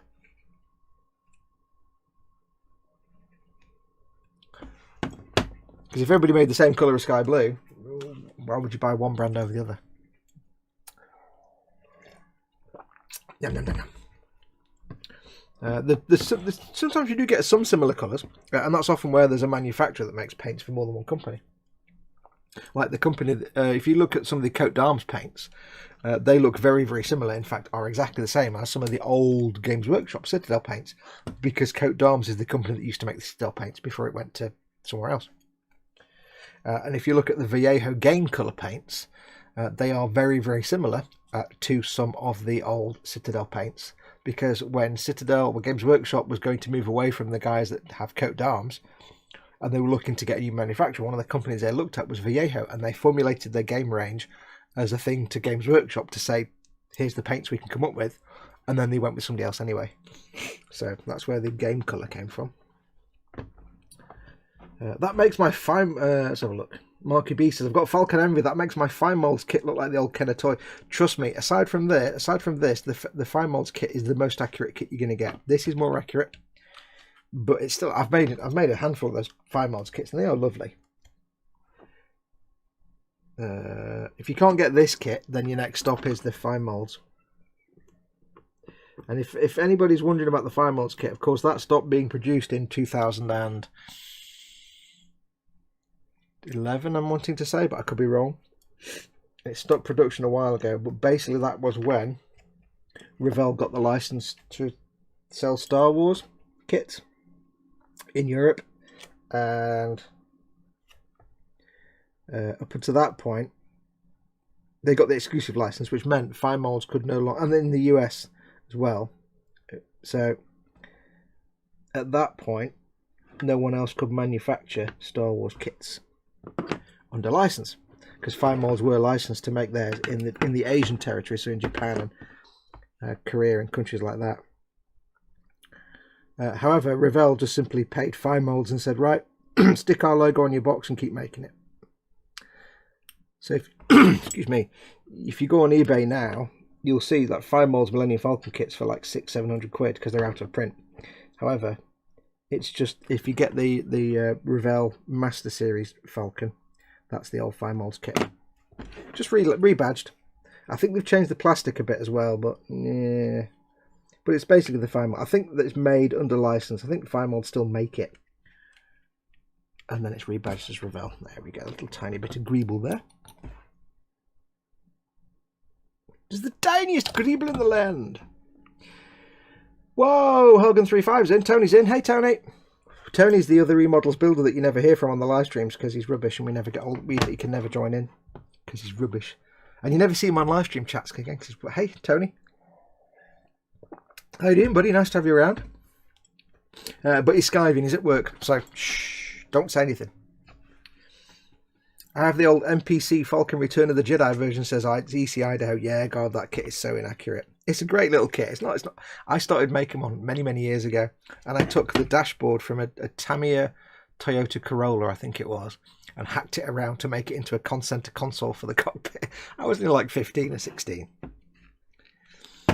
Yeah. Apparently, the reason all those old Falcon kits were so inaccurate was that when MPC and Ertl and all that lot were given access to the Falcon to make their models, they were only given access to concept drawings and set. They weren't given access to the actual filming models. So that's why they're all so horribly inaccurate. And they never bothered updating them. If I remember right, the Fine Models kit was the first one where they actually got access to the studio models to actually take reference images. Marky B says the Fine Models kit is too flat. Bandai are the first to get the curve of the hull anywhere near right. Yeah, it's kind of a mixture of... The Fine Models one is a mixture of The Empire Strikes Back and A New Hope. It's kind of a weird hodgepodge. So is this one a little bit, but this one's a bit more accurate. Right, now we're getting to serious business now. Serious business. This goes over there. I'll put that there for the moment. Right. We need part W17... how you doing, Tony? It's nice to see you, mate. Not been around for a while. Gotta run, guys. The doctor's here to look at stuff again. Be safe, everyone.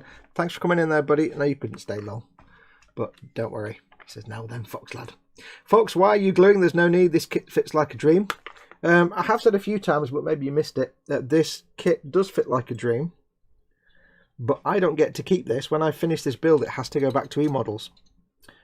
And given the fact that the entire world is on fire, it's going to go back to eModels in a shipping crate.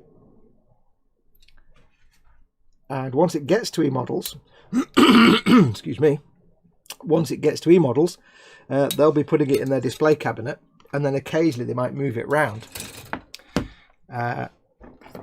And if you've ever had one of your models handled by somebody else, you'll know how nightmare that is. And the last thing I want to happen is for the guys at eModels to have to move the Falcon. Oops, needed to keep that. Nearly cut that knob off then, that tab off then. To move the Falcon to make some space in the cabinet, and all the greebles fall off, because it will happen. Because they won't know what to do. They won't know how to put it back together again. And I can't drive, you know, an hour and a half to eModels just to stick a greeble back on. So I'm making sure it's all glued in place, because once it goes to them, it has to stay together and never fall apart. So yeah, that's it basically. I wouldn't normally glue it, but because it needs to travel and because it needs to live in their store forever, I need to make sure it doesn't fall apart. Now, they did have some idea. James Mate, the manager, did have this idea. I might have been Pete Mate, the owner, might have had this idea of maybe stringing it up on some threads and hanging it from the ceiling. No, that's not going to happen. You don't hang hundreds of pounds worth of model up from the ceiling, guys. It's not how it works. Because all that happens is something snaps, it falls to the floor, it breaks, or it just gets covered in dust forever and never seen again. No. This will go in the cabinet. I'm building, just so you know, I am building this in flight mode, so I'm not going to be worried about the interior. It'll be built with the landing gear up, and it'll be built as if flying to sit on the display base. I'm not building it landed with the gear down and the ramp down and stuff like that, so I'm not going to bother with the interior parts. It's being built in flight. I mean, if they want to string it up from the ceiling, they can do, but it'll look rubbish, because it's, you'll walk in and all you'll have people ever see is the underside from like 7 feet, 8 feet away. It won't be that interesting. Have it in the cabinet where people can oogle. Right. My MPC kit is unbuilt, still in the box. There are actually third-party or aftermarket things you can buy to accurize it, bizarrely, you believe it or not. Like resin stuff that you can get to massively update it. but it's a heck of a lot of work. I wouldn't recommend it, to be perfectly honest. Just go with, I would just not worry about it too much. It's a horribly inaccurate kit, but you know what? It's still fun to build. It's still a fun little Falcon to build. And that's the thing. If you just want a quick, simple Falcon, this, I mean, I know I rag on the Revell kits, but they're not accurate in any way, shape or form. But they are good fun to build, the bigger ones. Not the Master Series one, but the non-Master, you know, the Revell one that's like 30 quid or something. And not the easy snap together ones, but they're not accurate. They're not even begin to compare to this, but they're still fun to build.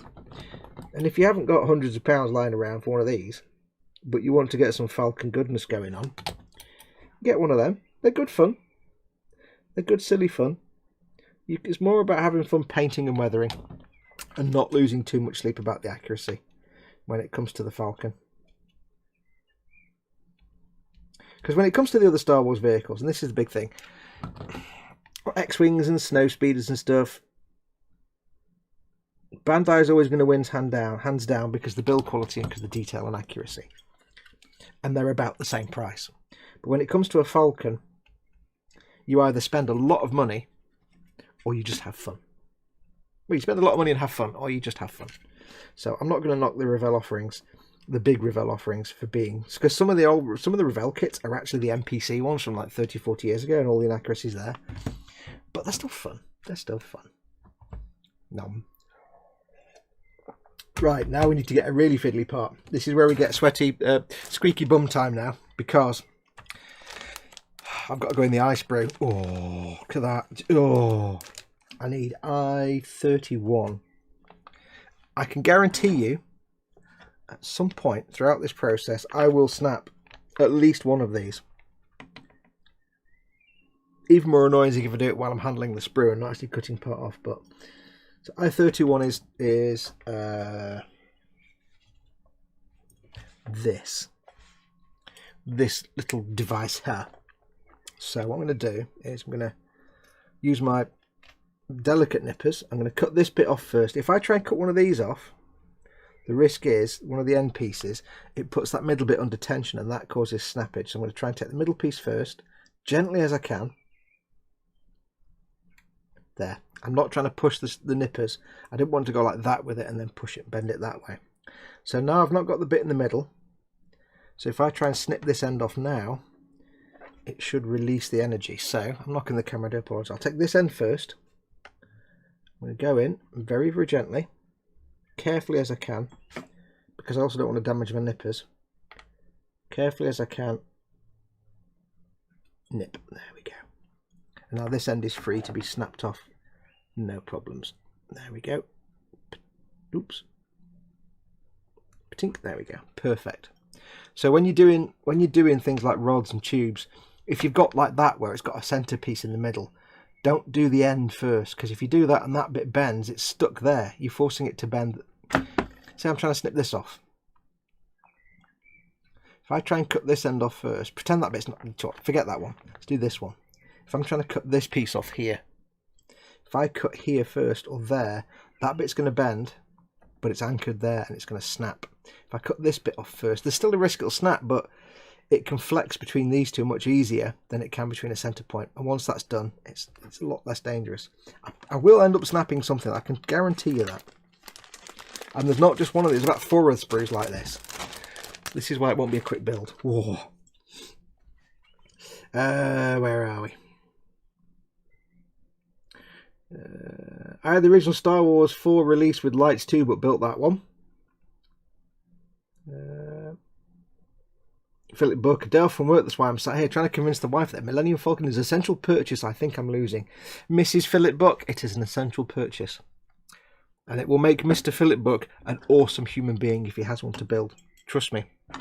You will benefit from his happiness in many ways that we can't discuss on a family friendly show, but in other ways as well. It will bring him nothing but happiness. Now, here's the thing. How do you sound nubs off a delicate little tube like that that wants to snap? With all its might, it wants to snap. Well, first of all, you have to consider where the nubs are.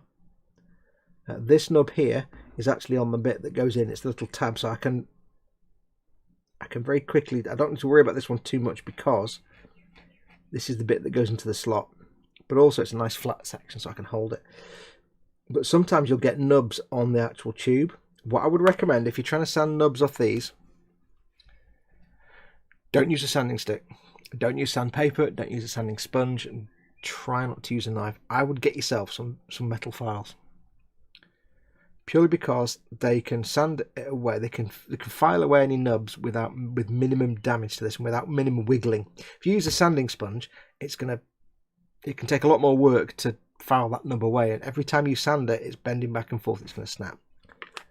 So if you get yourself a metal file, find your nub. Now the nubs on here are actually on the flat parts, I think. Yeah, that one there. I'm not going to hold it by the tube. I'm going to hold it by the flat part because I don't want the tube to bend. And I'm very gently going to sand it. But the trick is, use a metal file, almost no pressure. Use the weight of the file and only go in one direction. Don't go backwards and forwards because you're bending things. If you go one direction, it's a lot less stress on the plastic part. And go very gently. Don't put any excess pressure on at all. That's it. Now if I'd held it here and done that, this would have bent. Basically the flexion is where my finger and thumb are. If I'd held it halfway down that tube and sanded it, that whole tube would have bent like that and it would have snapped. If I hold it by the flat bit, it's not going to bend. Now if you've got say a nub on the actual tube itself, the trick then is to anchor it in your finger so it can't move very easily and just go in one direction very lightly. And if you were say sanding on this tube, no weight, just rest it on there and that's all the weight you want. Don't push down. Just, I mean, if I held it like that, that would be the kind of weight I would use. I'm not even pushing it down, but see how I anchored this bit here with my finger so it can't flex back and forth. It's all about making sure it can't wiggle and flex. That's the risky bit. That's the bit where this always falls over. Now, where's the other nub? Is at this end. On here the nub is right on the end of the tube, so I have to sand it. So I'm going to get my thumb and finger as close to that end as I can. Again, the flex happens where the thumb and finger meet, and I'm just going to very gently, no weight, just run that over like that, and there you go. I'm not even going to touch it with a sanding sponge.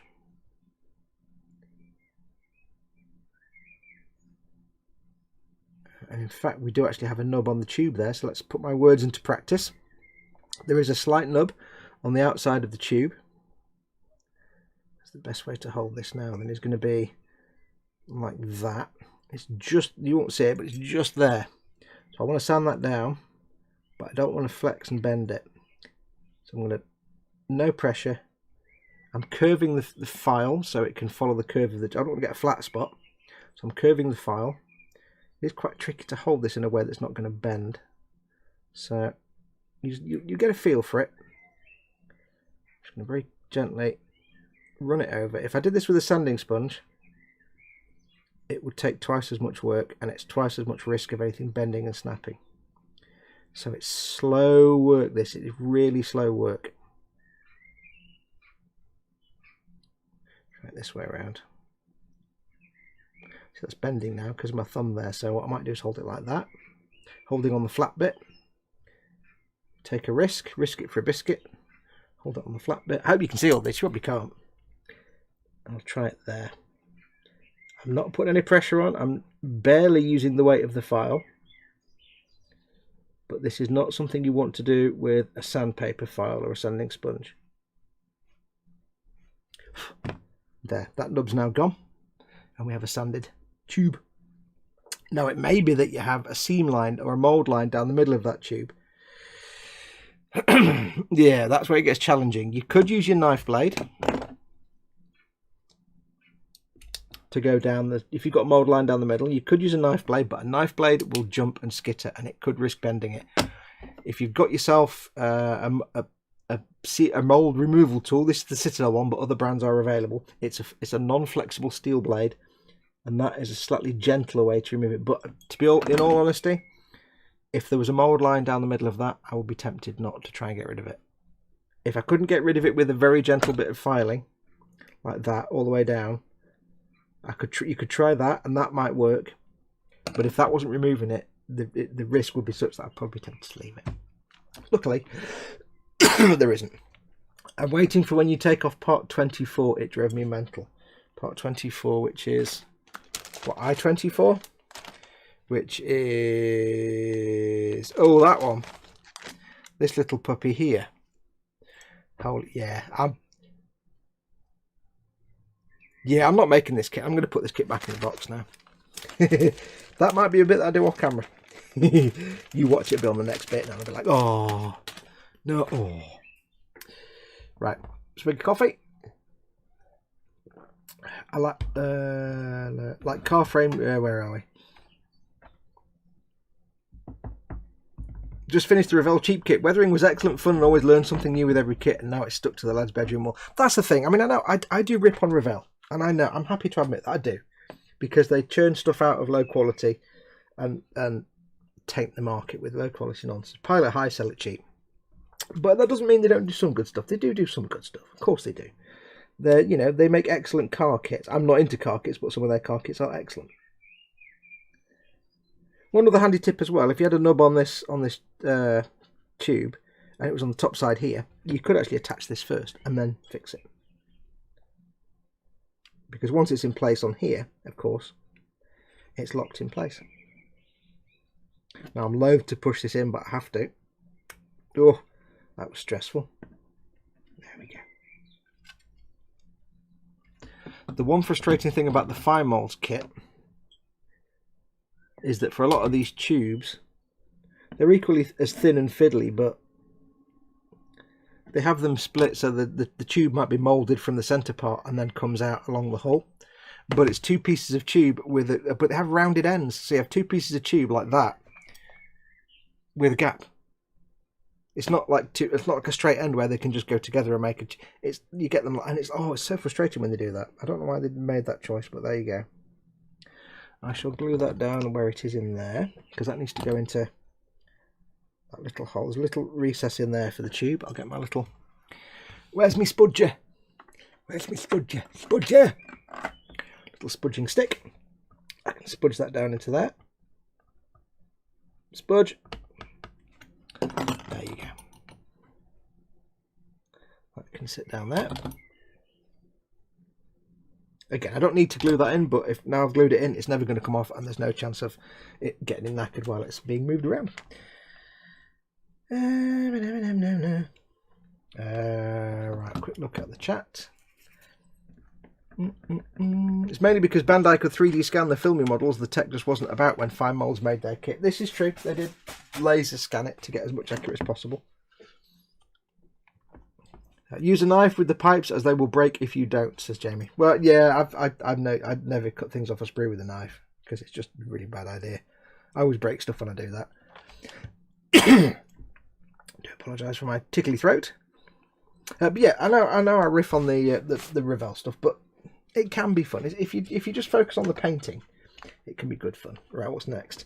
I-20 and D38. Well, let's take the coward's way and do D38 first. D38. D38 is... That's W for a start, not D. You spoon. Folks, you spoon. Was it D38? D38. D38 is there. Do I recognise it? No. Some piece of mechanical stuff from an engine block of some sort, I think. Where's me big boy nippers? There we go.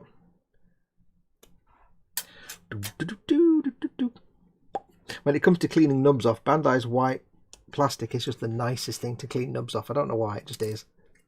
It's the most forgiving because you don't get any stress marks because it's white plastic, and if you stress it, it just stays white. So, like if it was say green or blue or something, or a dark colour, when you trim it and cut it, you just get all the white stress marks. It's a nightmare. But when it's trying to get it all nice and clean, but when it's white plastic, the stress marks are the same colour. Yes. Okay, so there we go. Nicely tidied up, laid away. And And I actually find with their white plastic, it's actually much easier and nicer to file than hardly ever sand at all. Because it's just, with a good file, a good delicate filing set, you can actually get some really great results. I think that's the nub.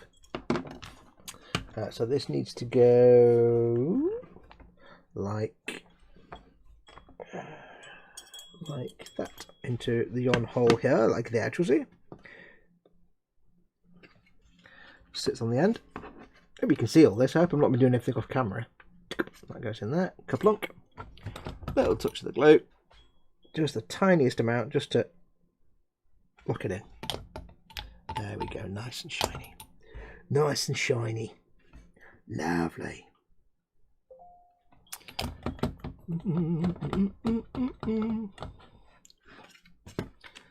Quano Man says, I'm pretty sure the key to successfully getting off the sprue and onto the model is inventorizing a new swear word so depraved it would make Satan vomit. He probably is.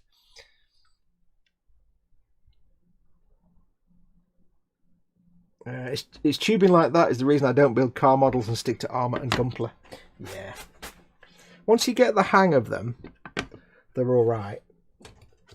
And if you're building a car and it's things like the exhaust and stuff underneath, then all you do is, if it snaps, you put it all in place anyway, glue it together with a bit of a glimp in the middle, and then just cover it in weathering and mud. Done. Right. Now is where the sadness comes in. This is where, you what, this will go wrong now. This will just go horribly wrong. Yeah. See, I can't get these parts off with a knife because they sit above the surface and it's bending. I don't want to bend anything. So I want part 20, which is, of course, this big, massive, long one I mentioned earlier on. Duh, thanks, Obama. So let's go for the God hands. I don't predict any happiness here. I think something will snap at some point. But again, remember, we'll take the center point first because that's where the wiggly wigglies will happen and make things go bad. We want to make sure this pipe bends as little as possible. With delicate, fine nippers, you want to make sure you use the... Don't go for the tips of the nippers. Never use the tips. Always use the bit down the bottom. Let's just risk it for a biscuit. Gently, gently, gently, gently. There we go. See how it flexed and bent a bit? You've got some flex, but not too much. Now we've got the same situation here. Got a bit in the middle there as well.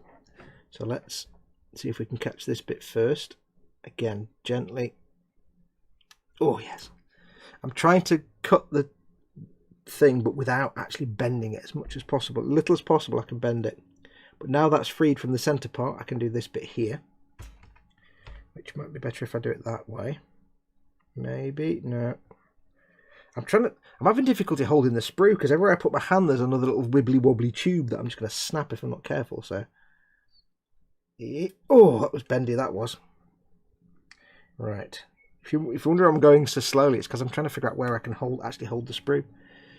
Take this one here and gently, gently. Oh, that was bending there. I didn't like that. And then the last one here will actually hold the tube in place, which is probably also a good idea. And snip. There we go. Woo! And I've only got about 300 more of them to go. There's a lot of these tube parts. Trust me, there's a lot of them. If I'm lucky, they'll all come off without any problems. But yeah, if I'm lucky. So who's setting up a book and giving odds on snappage? Yeah, I'll take good odds on that. I'll have a bit of that action.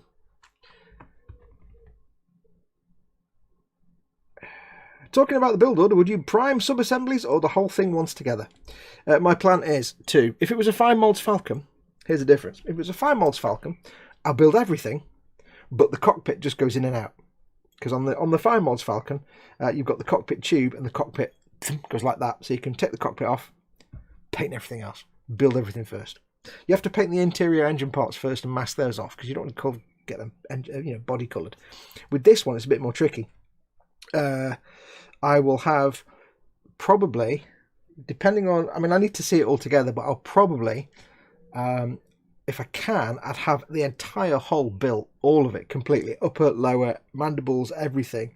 And again, I will pre-paint the interior parts for the engine, like the the square things and the grill and put them in place, because it's a simple matter then of just building all that, put some masking tape over that grill part so it doesn't get repainted, and then just paint the rest of it. That is the easiest way in. And then you've got, of course, the cockpit tube and then the cockpit interior. First thing I'll paint will be the cockpit interior. Excuse me. But the difficulty with this one is, to get the cockpit in, you have to take the cockpit tube apart. It's not like the fine mods one where you can slide in and out. So there's some shenaniganery to go on with the cockpit tube. So I have to paint the cockpit first, then assemble the cockpit tube around it. There's some filling to do on the cockpit tube, some seam, like mold gap removal.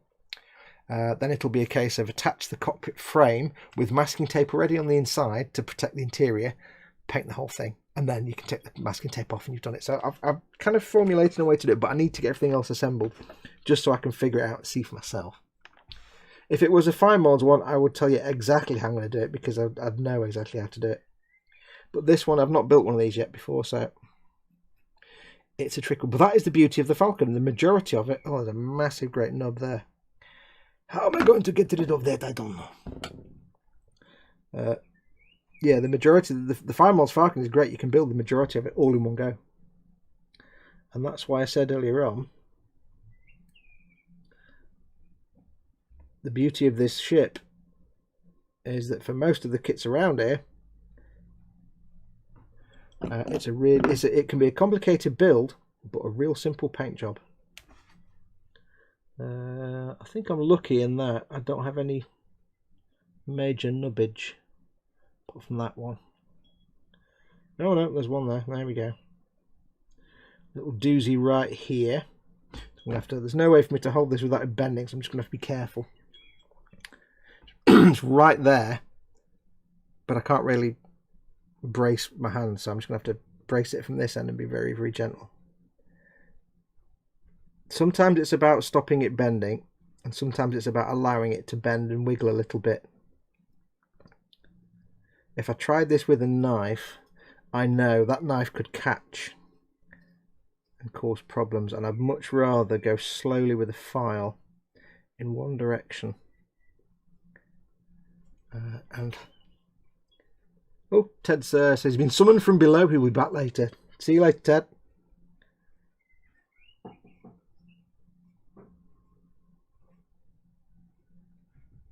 Hello, Mama Fox. Hello. So I'd much rather do, because if you see I'm doing this here, I don't know if you can actually see because I'm a mile away. I'm working on this bit here. I'm bending the file around like this to keep the tube shaped and not flat, but because I'm working just there and I'm putting on no pressure, I'm not bending anything here. This is not being flexed up and down much. I've got my anchor point here on this little wiggly bit. It's hard to explain. You kind of get an instinct for it. You get an instinct for where you can bend and flex and where you don't want to. I'm sticking to one direction only. I'm going forwards but not backwards. And I'm being very, very gentle. It takes a while. It's not very interesting to watch. But I'd rather do this slowly, like an old Japanese woodcut artist, carving out my ukiyo-e block, key block, making my mark carefully.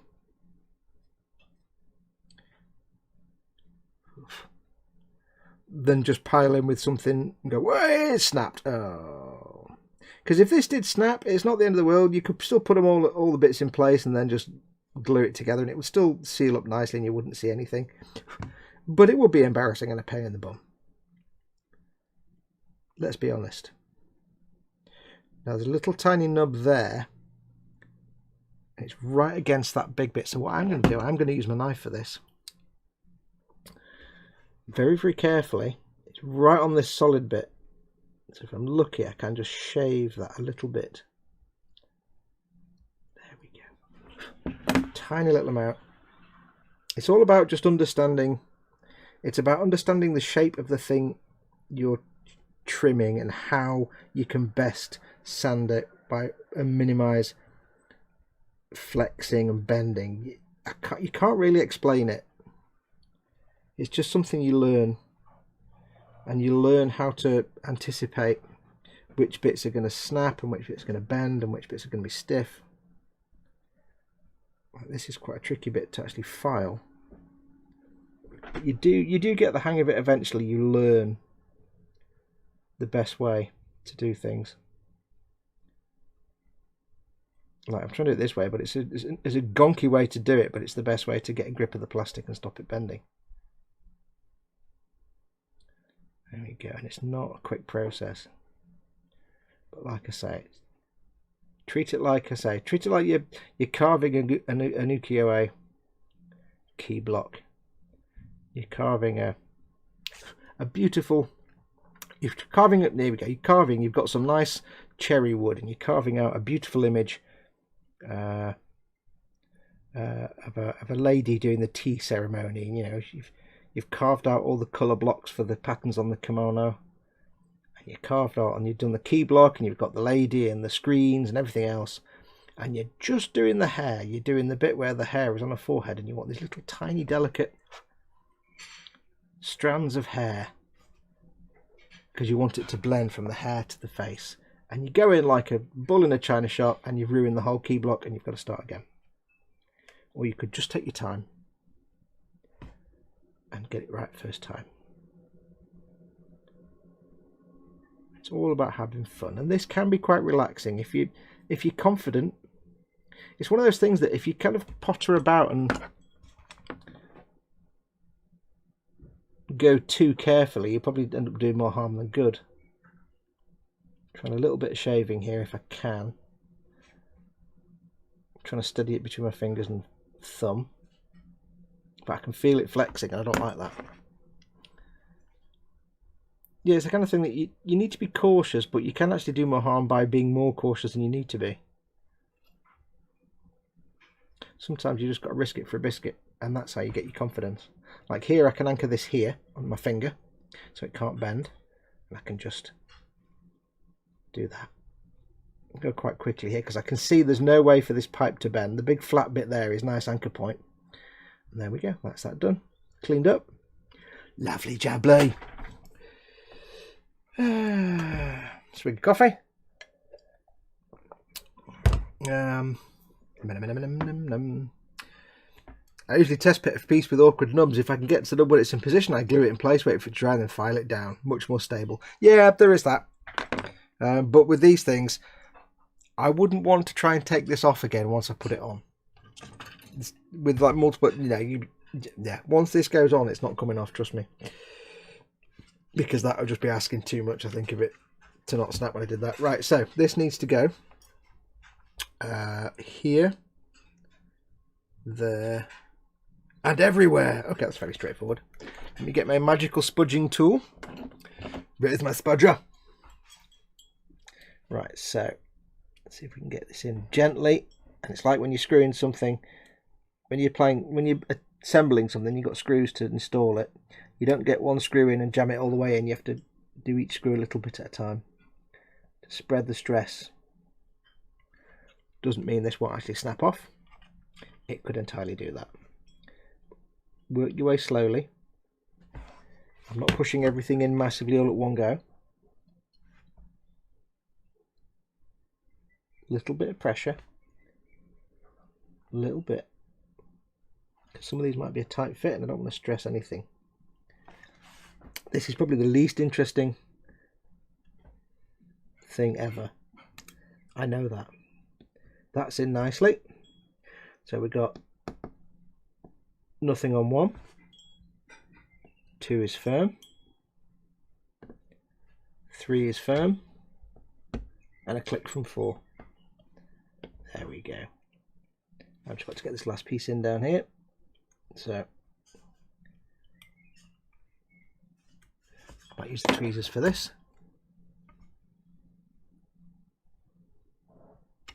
And click on 1. There we go. Perfect. Perfect. Now if I tried to take that out again, I'd just be in sadness. So that goes into a little hole in there. That gets locked away. That gets locked in down there.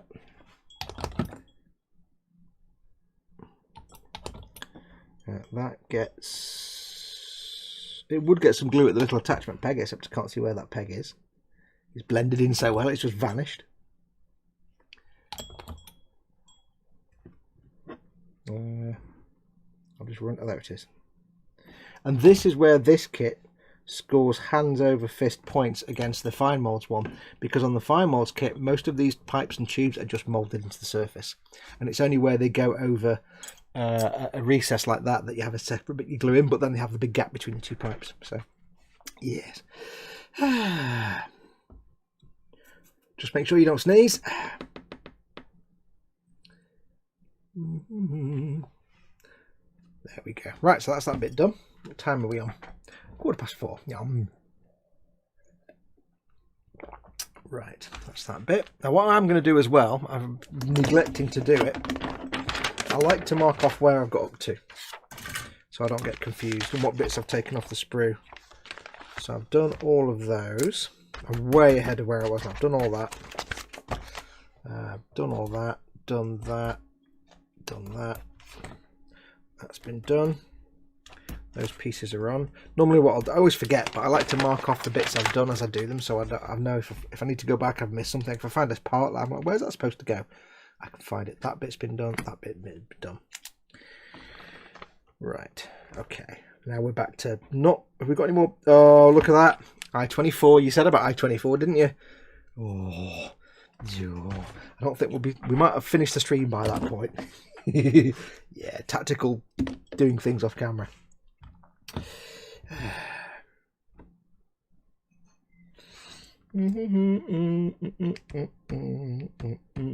Bandai's LEDs are okay, but better do your own. That's my plan for the Star Destroyer. Yeah, like I say, I don't do electric stuff anyway because I suck at it and I hate it. But like I said, it's a kit-free model, so we don't spend our own money on these. Right, so I need back onto the eye sprue. It's not my counter. I need I-25 and I-22. I-25. I'm going to put my knife blade away. Whoop. Off camera is cheating, says EC Idaho. Well, it might take that long to get to that point. I can't help that. I-25 is there. I-25 and I-25 is that one. So now we've got multiple joint parts here. Now you've got a big flat bit here that is attached to the sprue, and then the thinner. Now normally say take the middle bit off first, but that bit isn't going to be that flexible because these two massive thick parts. So I'm going to take the end piece off first, so the end piece can flex. There we go. And this bit here. Now, so I've unanchored those wiggly bits. These two bits are just hardcore fat pieces now, so I can gently, very gently, take that off. Same with this one. There we go. It's all about being super gentle. An I-22, I'll put that there. I-22. I-22, where's 22? Oh, there it is. It's a flat bit with a wiggly bit. Ooh. Always with the wiggly bits. So I'm going to take the wiggly bit off first. Carefully. Oh, that was stressful. Take that bit off. Now I say I'm always loath to use my god hands for this kind of de-spruing, but when it comes to stuff like this, there really is no choice. I couldn't be using my Citadel cutters or my Tamiya side cutters for these because it would just smash them to pieces. I need something that's going to cut delicately, like cutting through butter.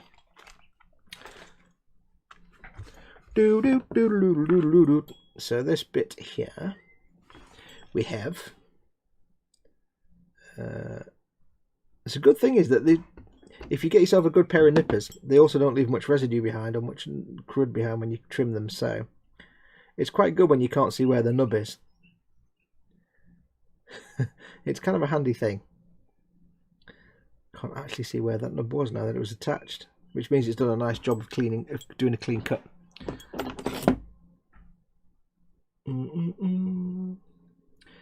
So you've got the wiring done before the building, says Ian. No, well, what I'll do is I will obviously before I assemble the hull and do all the painting, I'll have to put the lighting in and stuff.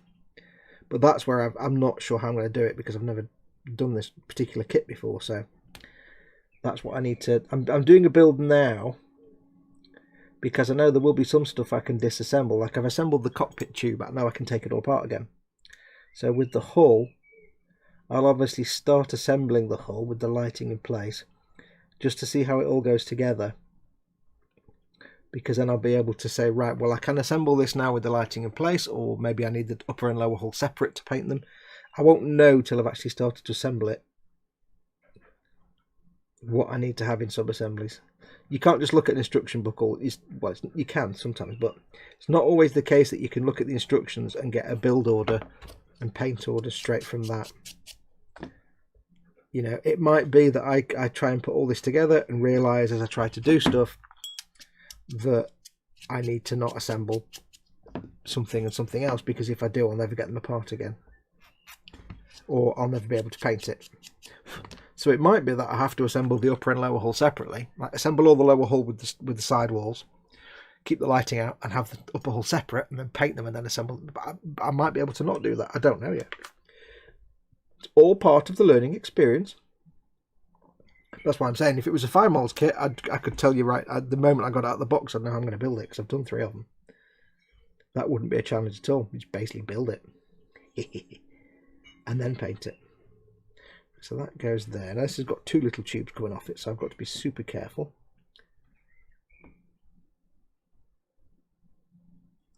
Because this is maximum wibbly wobbly time now, and I've got to kind of go with the flow. Now I've got 2 tubes here that go that way, and if I sand it that way, it's going to bend backwards and forwards like that. If I sand it that way, it's less flexible, which is good for me. So I can anchor that in place and sand it that way. It doesn't mean it's not going to snap, it just means it's less likely to snap. Also, I can hold it better that way. There we go. Very, very gentle. Very gentle.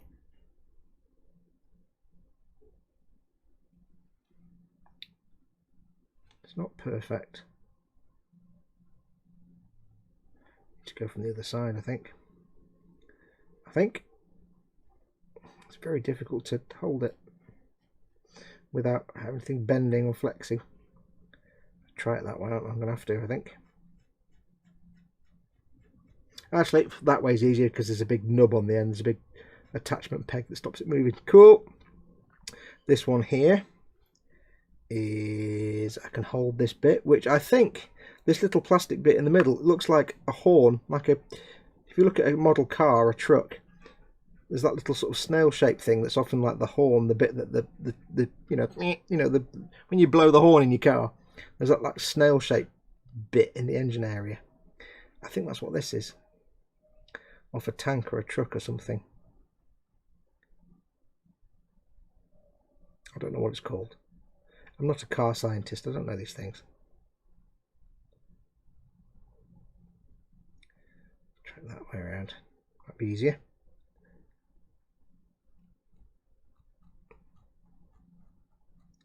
There we go. Now the one thing I found when I was doing the 5 moles Falcon, it was very similar to this. There's lots of little tiny pieces that you had to sand like this, tiny tubes and pipes. And although it was kind of stressful, because they're all little tiny tubes and pipes, it was also kind of relaxing in a way. Because once you get into the routine of it, and that you get the feel for it, it actually becomes quite relaxing. Because you basically figure it out. Right, that's there. I think that'll be good to go. Let's get this on. Let's get it on. So this goes somewhere. This goes like, how does this go? This goes like that. That goes in there. That goes in there. Where's my spudger? It's smudging time. Gently push that in. Let's click on one.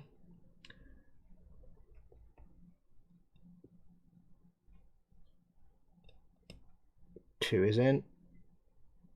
3. Give me resistance. 3's a damn. This one I think is going to snap. This one is going to give me nonsense. I would recommend perhaps doing this top piece first. It's too late for me now. Can't go back now. There we go. It's in. Click on 3. There we go. Perfect. Everything in and home free. There we go. Lovely jubbly.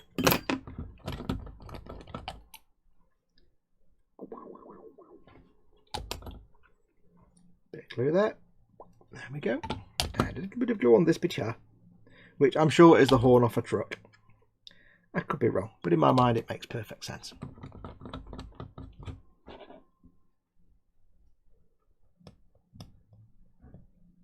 There we go. Push that bit in, push that bit in, push that in.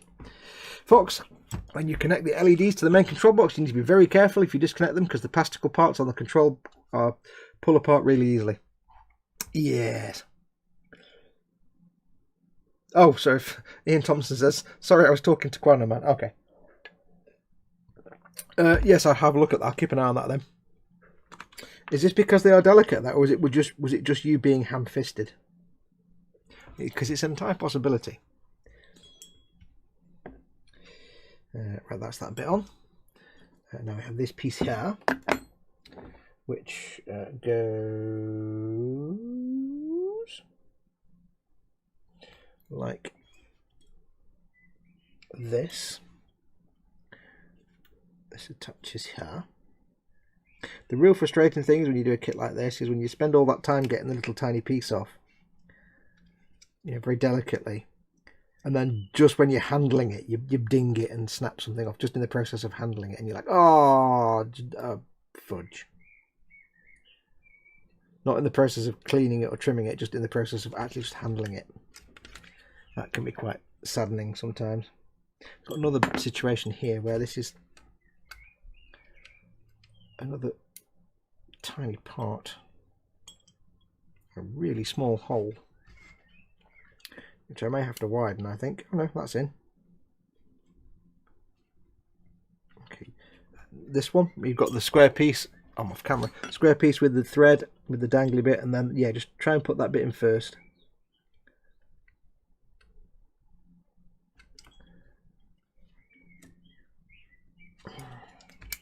I should have maybe widened those holes a bit. There we go. Click on 2. There we go. Perfect. What I'm seeing here is if I've got, say, an object and a thin piece and a peg on this end, to attach that bit first rather than get this in and then have to move this around. That seems to be the more prudent method, which I would gladly accept that information. A little bit of glue and a little bit of glue. How do you do? I'm a little bit of glue. They are delicate and I'm a moron. Yeah, aren't we all?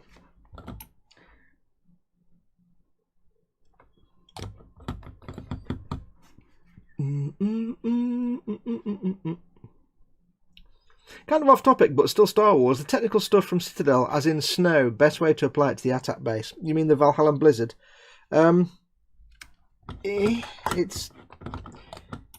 It's alright. Okay, honesty time. It's alright if you're making a miniature figure and it's a small amount on the base. It looks okay. If you're doing an actual snow diorama, it's not as convincing as you might think. Now, there's a million different ways to do snow. I am by no means an expert. And not that I like to actually encourage you to go and watch things on my channel when I'm doing this free models. But if you go to my channel later on, I did build the I did build the Space Wolves Storm Wolf. And part of that build was I did a snow effect on the base. This bit's just sticking out a bit, so I'm just going to tape it down for a minute so it can glue in place.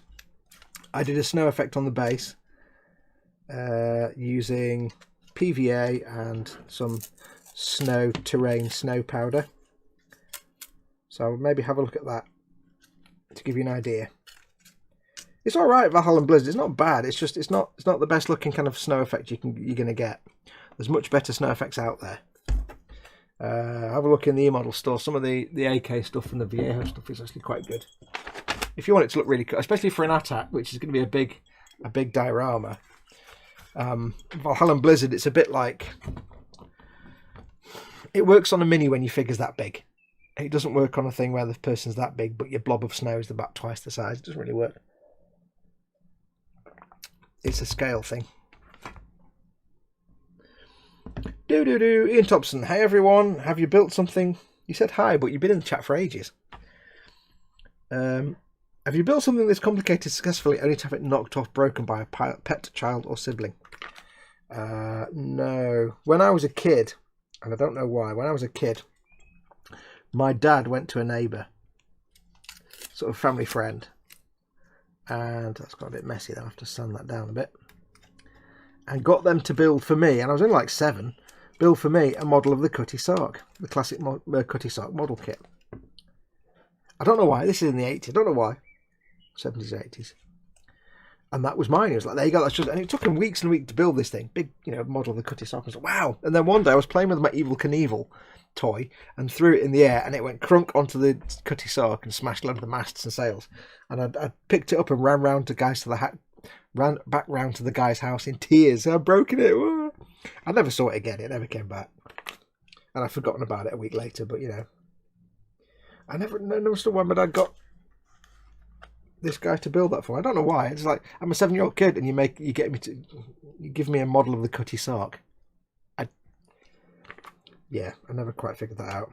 I wasn't even into models at that point, really. It was very strange. Next is D16, which is, can I put this on? Yes. D16 and D2 I need, while that's just setting there. I've just put that on because the little bit I just added was sticking up a little bit, so I want to just glue it down, hold it in place. D16 and D2. D16, which is that one. A diddly bomb, diddly bomb, diddly bomb, diddly bomb. D16 and D2. Okay, so I have to buy an eModels kit as a toll to see one of your vids. I'm happy with that. No, you can go and watch one of my videos without buying them from eModels.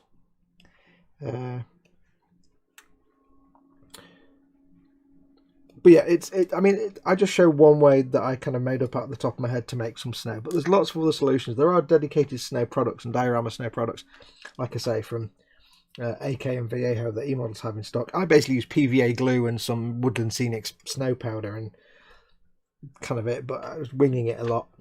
But there's other ways to do it. It depends. It's all about scale, really. It's what kind of scale you want to suggest. And if you use a snow powder that's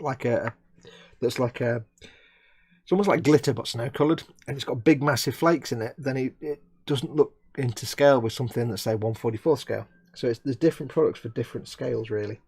It's kind of how you want to do it. D2. Like the Valhalla Blizzard is really, it looks all right when it's at heroic scale, which is Games Workshop size. When it's got like a dude stuck next to it, because it looks like snow kind of looks when you're that small from that distance. But if you're doing it at 1/44 scale, it would look silly, basically.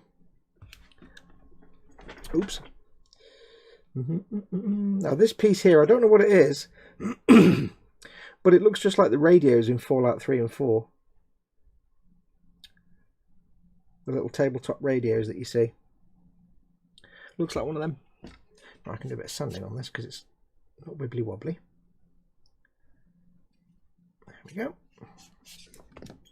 But yeah, you don't have to buy things from eModels to go to my channel. Just go to my channel and watch it. If you go to my channel, which is of course Model Making Guru, don't do it now, do it after the show. But if you go to my channel, you don't even need to subscribe. Just go to my channel, click on playlists, because unlike a lot of YouTubers, I put all my stuff in playlists. So you can find all the episodes in the series. Click on playlists, And there's one that says it's Storm Wolves Storm Fang, I think it is, or Storm Wolf Storm Wolf, something like that. And most of the episodes are building the Storm Fang Storm Wolf thing itself. That's come off now anyway. But the last two, I think, are doing the diorama for the base. So you don't have to, you know, you're not. I can't get this tape off now. Where's my scissors? You don't have to buy things from eModels to watch my stuff.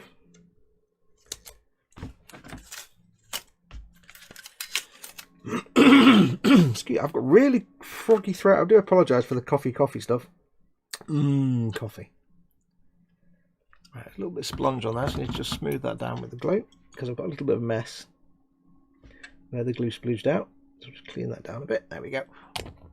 Bit of a rough texture there where it caught with the tape, but I can just simply reactivate the glue and that'll hold it in place. Cool. We have D16, which was that one, which goes here, there. Which way does it go? That way. Cy Reynolds says the AK snow effects is ace. I think Ted used that as well. Yes, I've heard good things about the AK. Oh, hello. About the AK weathering stuff. But again, it does come down to scale. Some things will give a nice grainy snow effect, which is brilliant if you're doing figure modelling or say 1/35th. But that there's no guarantee that particular product with its level of grain would work at say 1/44th scale. At 1/44th scale, snow tends to just be white shapes rather than actual textured. You wouldn't see individual, you know, flurries and lumps and bumps. You just see like smooth, undulating. Well, you're not necessarily all the time, but you'd be less like, you wouldn't see individual like texture to it really. Not as much. Where are we? That's on there. D2 is the next one, and that goes in there. More tweezer time. Oh no! Come back. Can I grab that bit? Yes, yes. Handy small recess center detail. Now, there's no reason at all that couldn't have been moulded in, but they didn't mould it in, and they gave you a bit that you can actually attach yourself. I love that. Little tiny greeble that has no reason at all to be separated, but they separated it. Perfect. There's even little bits here that you won't be able to see on camera, but there's like two little boxes there, two little square boxes. And coming out the back of that, there's like wiring looms, and you can see the detail on the wiring looms. It just looks like a fuse box or wiring looms coming out. A transformer box. Fantastic. What else can I identify on there? Anything? That is. Can I zoom in at all? Let's see if I can. I'll see if I can focus on it again for you. There's a bit here. Again, I don't know if you'll see it. This bit here. If you make model railways, I don't know what the term, but that's the bit that sits on the wheels, and then you've got the little bars that make the wheels go round. I don't know what it's called. Like that little junction box where the pistons go in. That's basically that. That's pretty easy to recognise. Like off a small Hornby train set, perhaps. We have, what else have we got? There's another bit of either train suspension, perhaps, or it could be from a tank. Obviously, we've got the engine block there.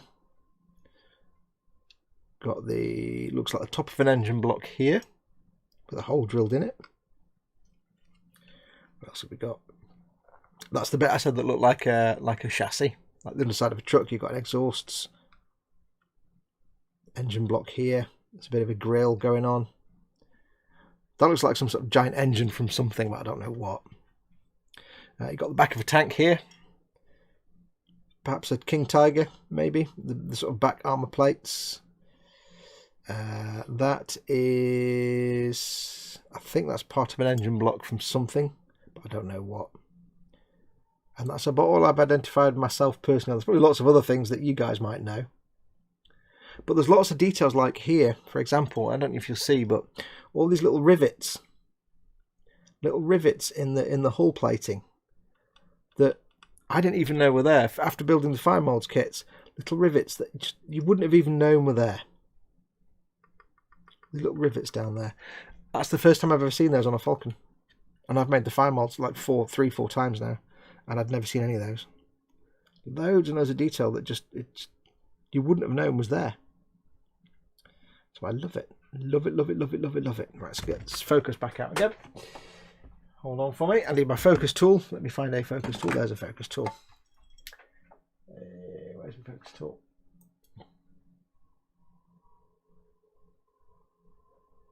There we go.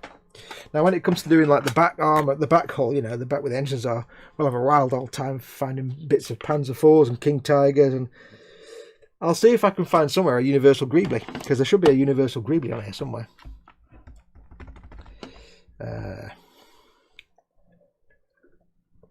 Right, what's next? What I'll do, it's coming up to quarter to 5. I'll get the next couple of bits done for this next step, and then we'll call it a day, I think. So we need W14 and also I-23, we say. W14, which is 2 of those, which is not the D sprue then, obviously. Duh. D for duh, Foxx. Brain. What am I doing? W14, there we go. You know when your brain just suddenly stops.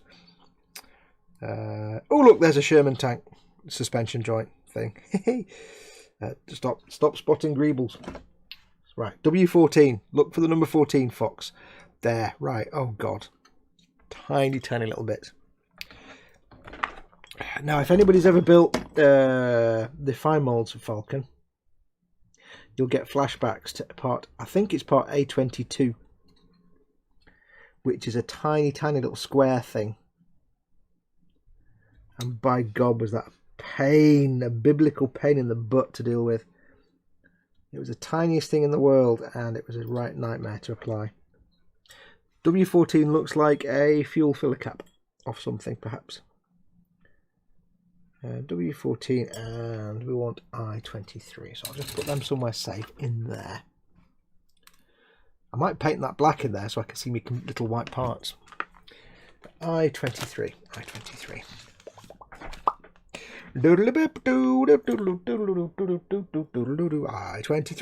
It was right there.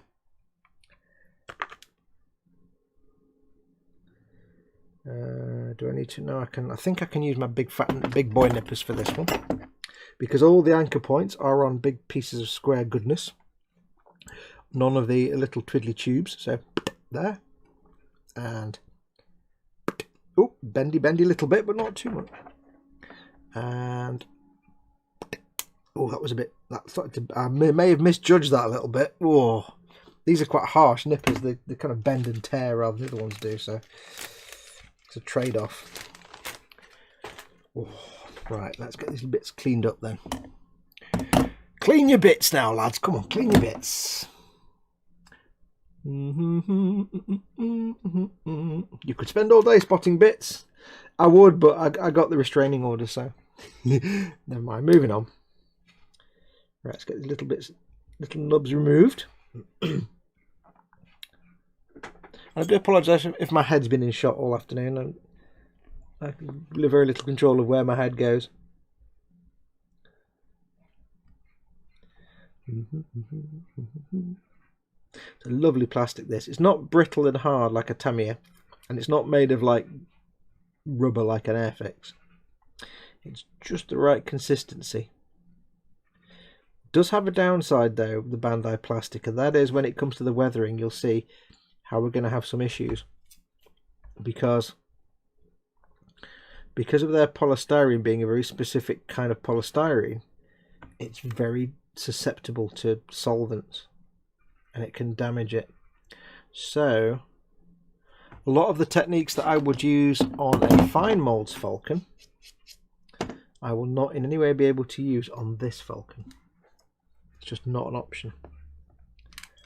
So I'm not fully sure yet how I'm going to weather this. I'm not fully sure. We'll figure it out. I just don't know 100% how I'm going to do it. Right, this is just a very quick whiz with the file, just to get rid of the tiny bit where I snipped it off.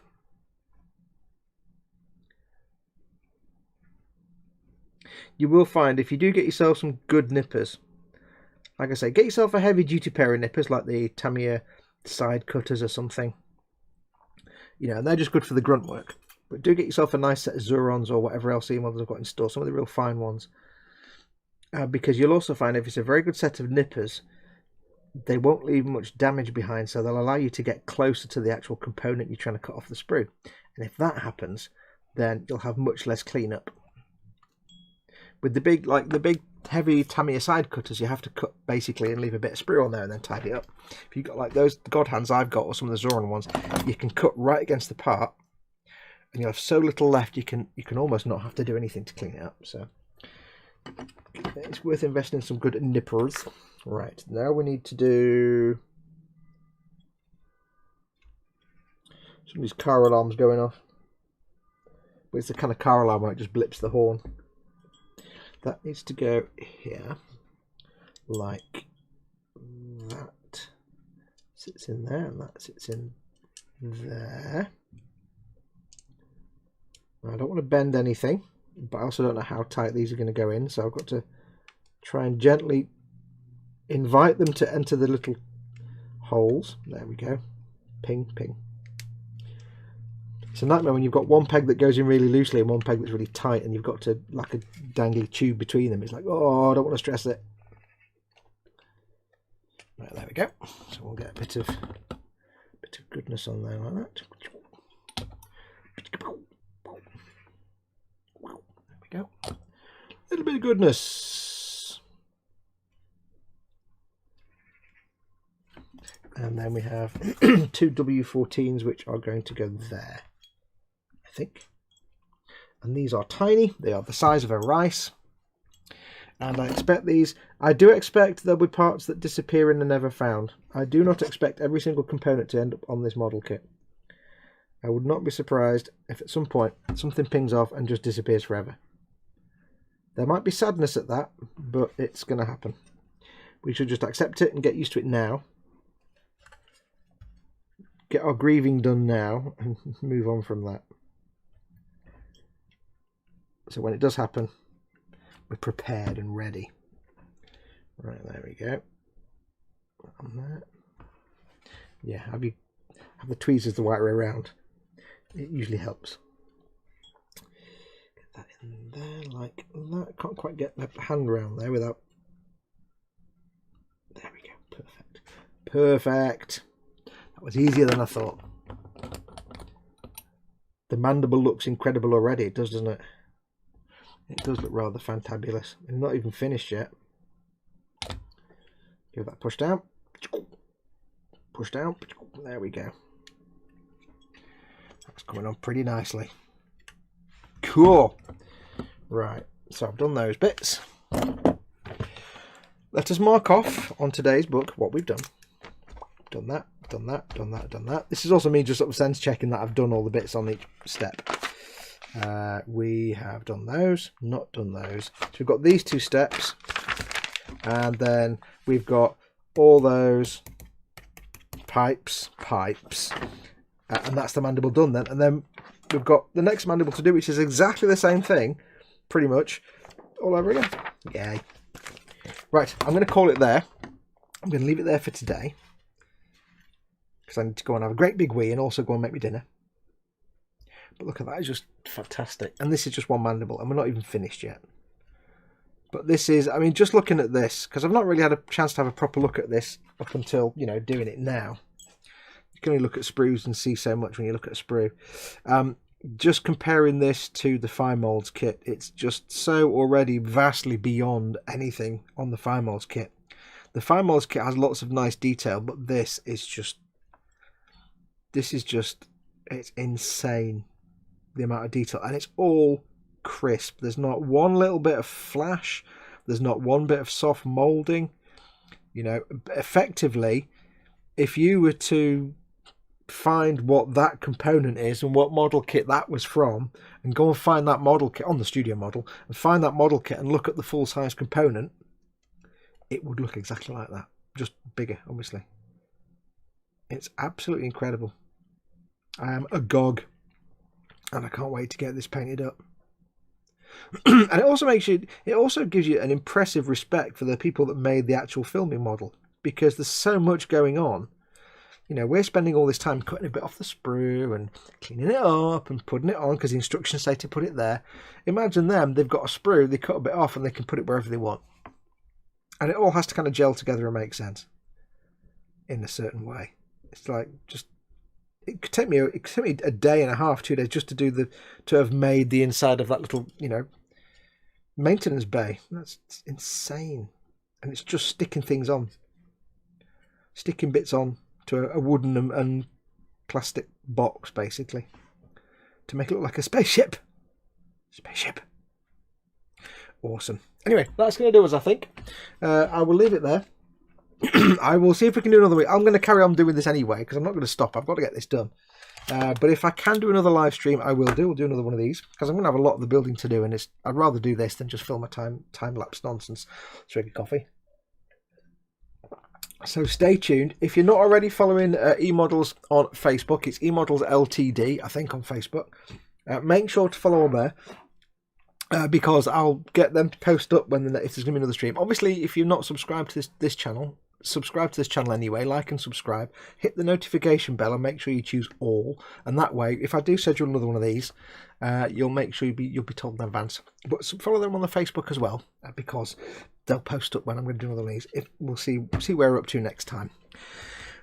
Don't forget, of course, like I said, the eModels reward point scheme is now in place. So make sure when you go in, you register yourself on the website, have an account, and that way, every time you buy something, you'll earn reward points. And eventually, you get enough, you can start putting them towards getting free stuff. You can, if you get enough of them, you can buy yourself a kit for free. It'd be awesome. So go and do that. And make sure, of course, emodels.co.uk, because it's your one-stop shop for all your model making needs. Went a bit high there, didn't I? Anyway, right, I need to go for a great big wig. Go and make me dinner. So I shall say thank you very much for watching. If you follow me on my channel, I'll put this up on my channel a bit later on today. I'll download this from here and put it on my channel as well. But yes, do stay tuned for more of these. Don't forget, of course, Ted is building his Titanic. Hopefully should have some videos of that coming up soon on the eModels channels. Tony, who appeared briefly in the chat, is working on his own eModels build as well. He's working on that Riffield Panzer Aus of G that I was going to do, that I've given to him. He's also got a helicopter that he's doing for us. And Colin, of course, is working on his Colin's ball tank. So keep your eyes open for upcoming videos and our build series. And of course, we'll be back next Monday with eModels Monday anyway. So until next time, I shall say, take care of yourselves. Go and do something awesome, like this. Go be awesome. And I shall say, I haven't got my buttons, by the way. I've only got, like, I can't press buttons and stuff. So I'm a little bit less organised and a bit clunky today. So take care of yourselves. Go make something awesome. Adios, amoebas. eModels.co.uk. Make something awesome.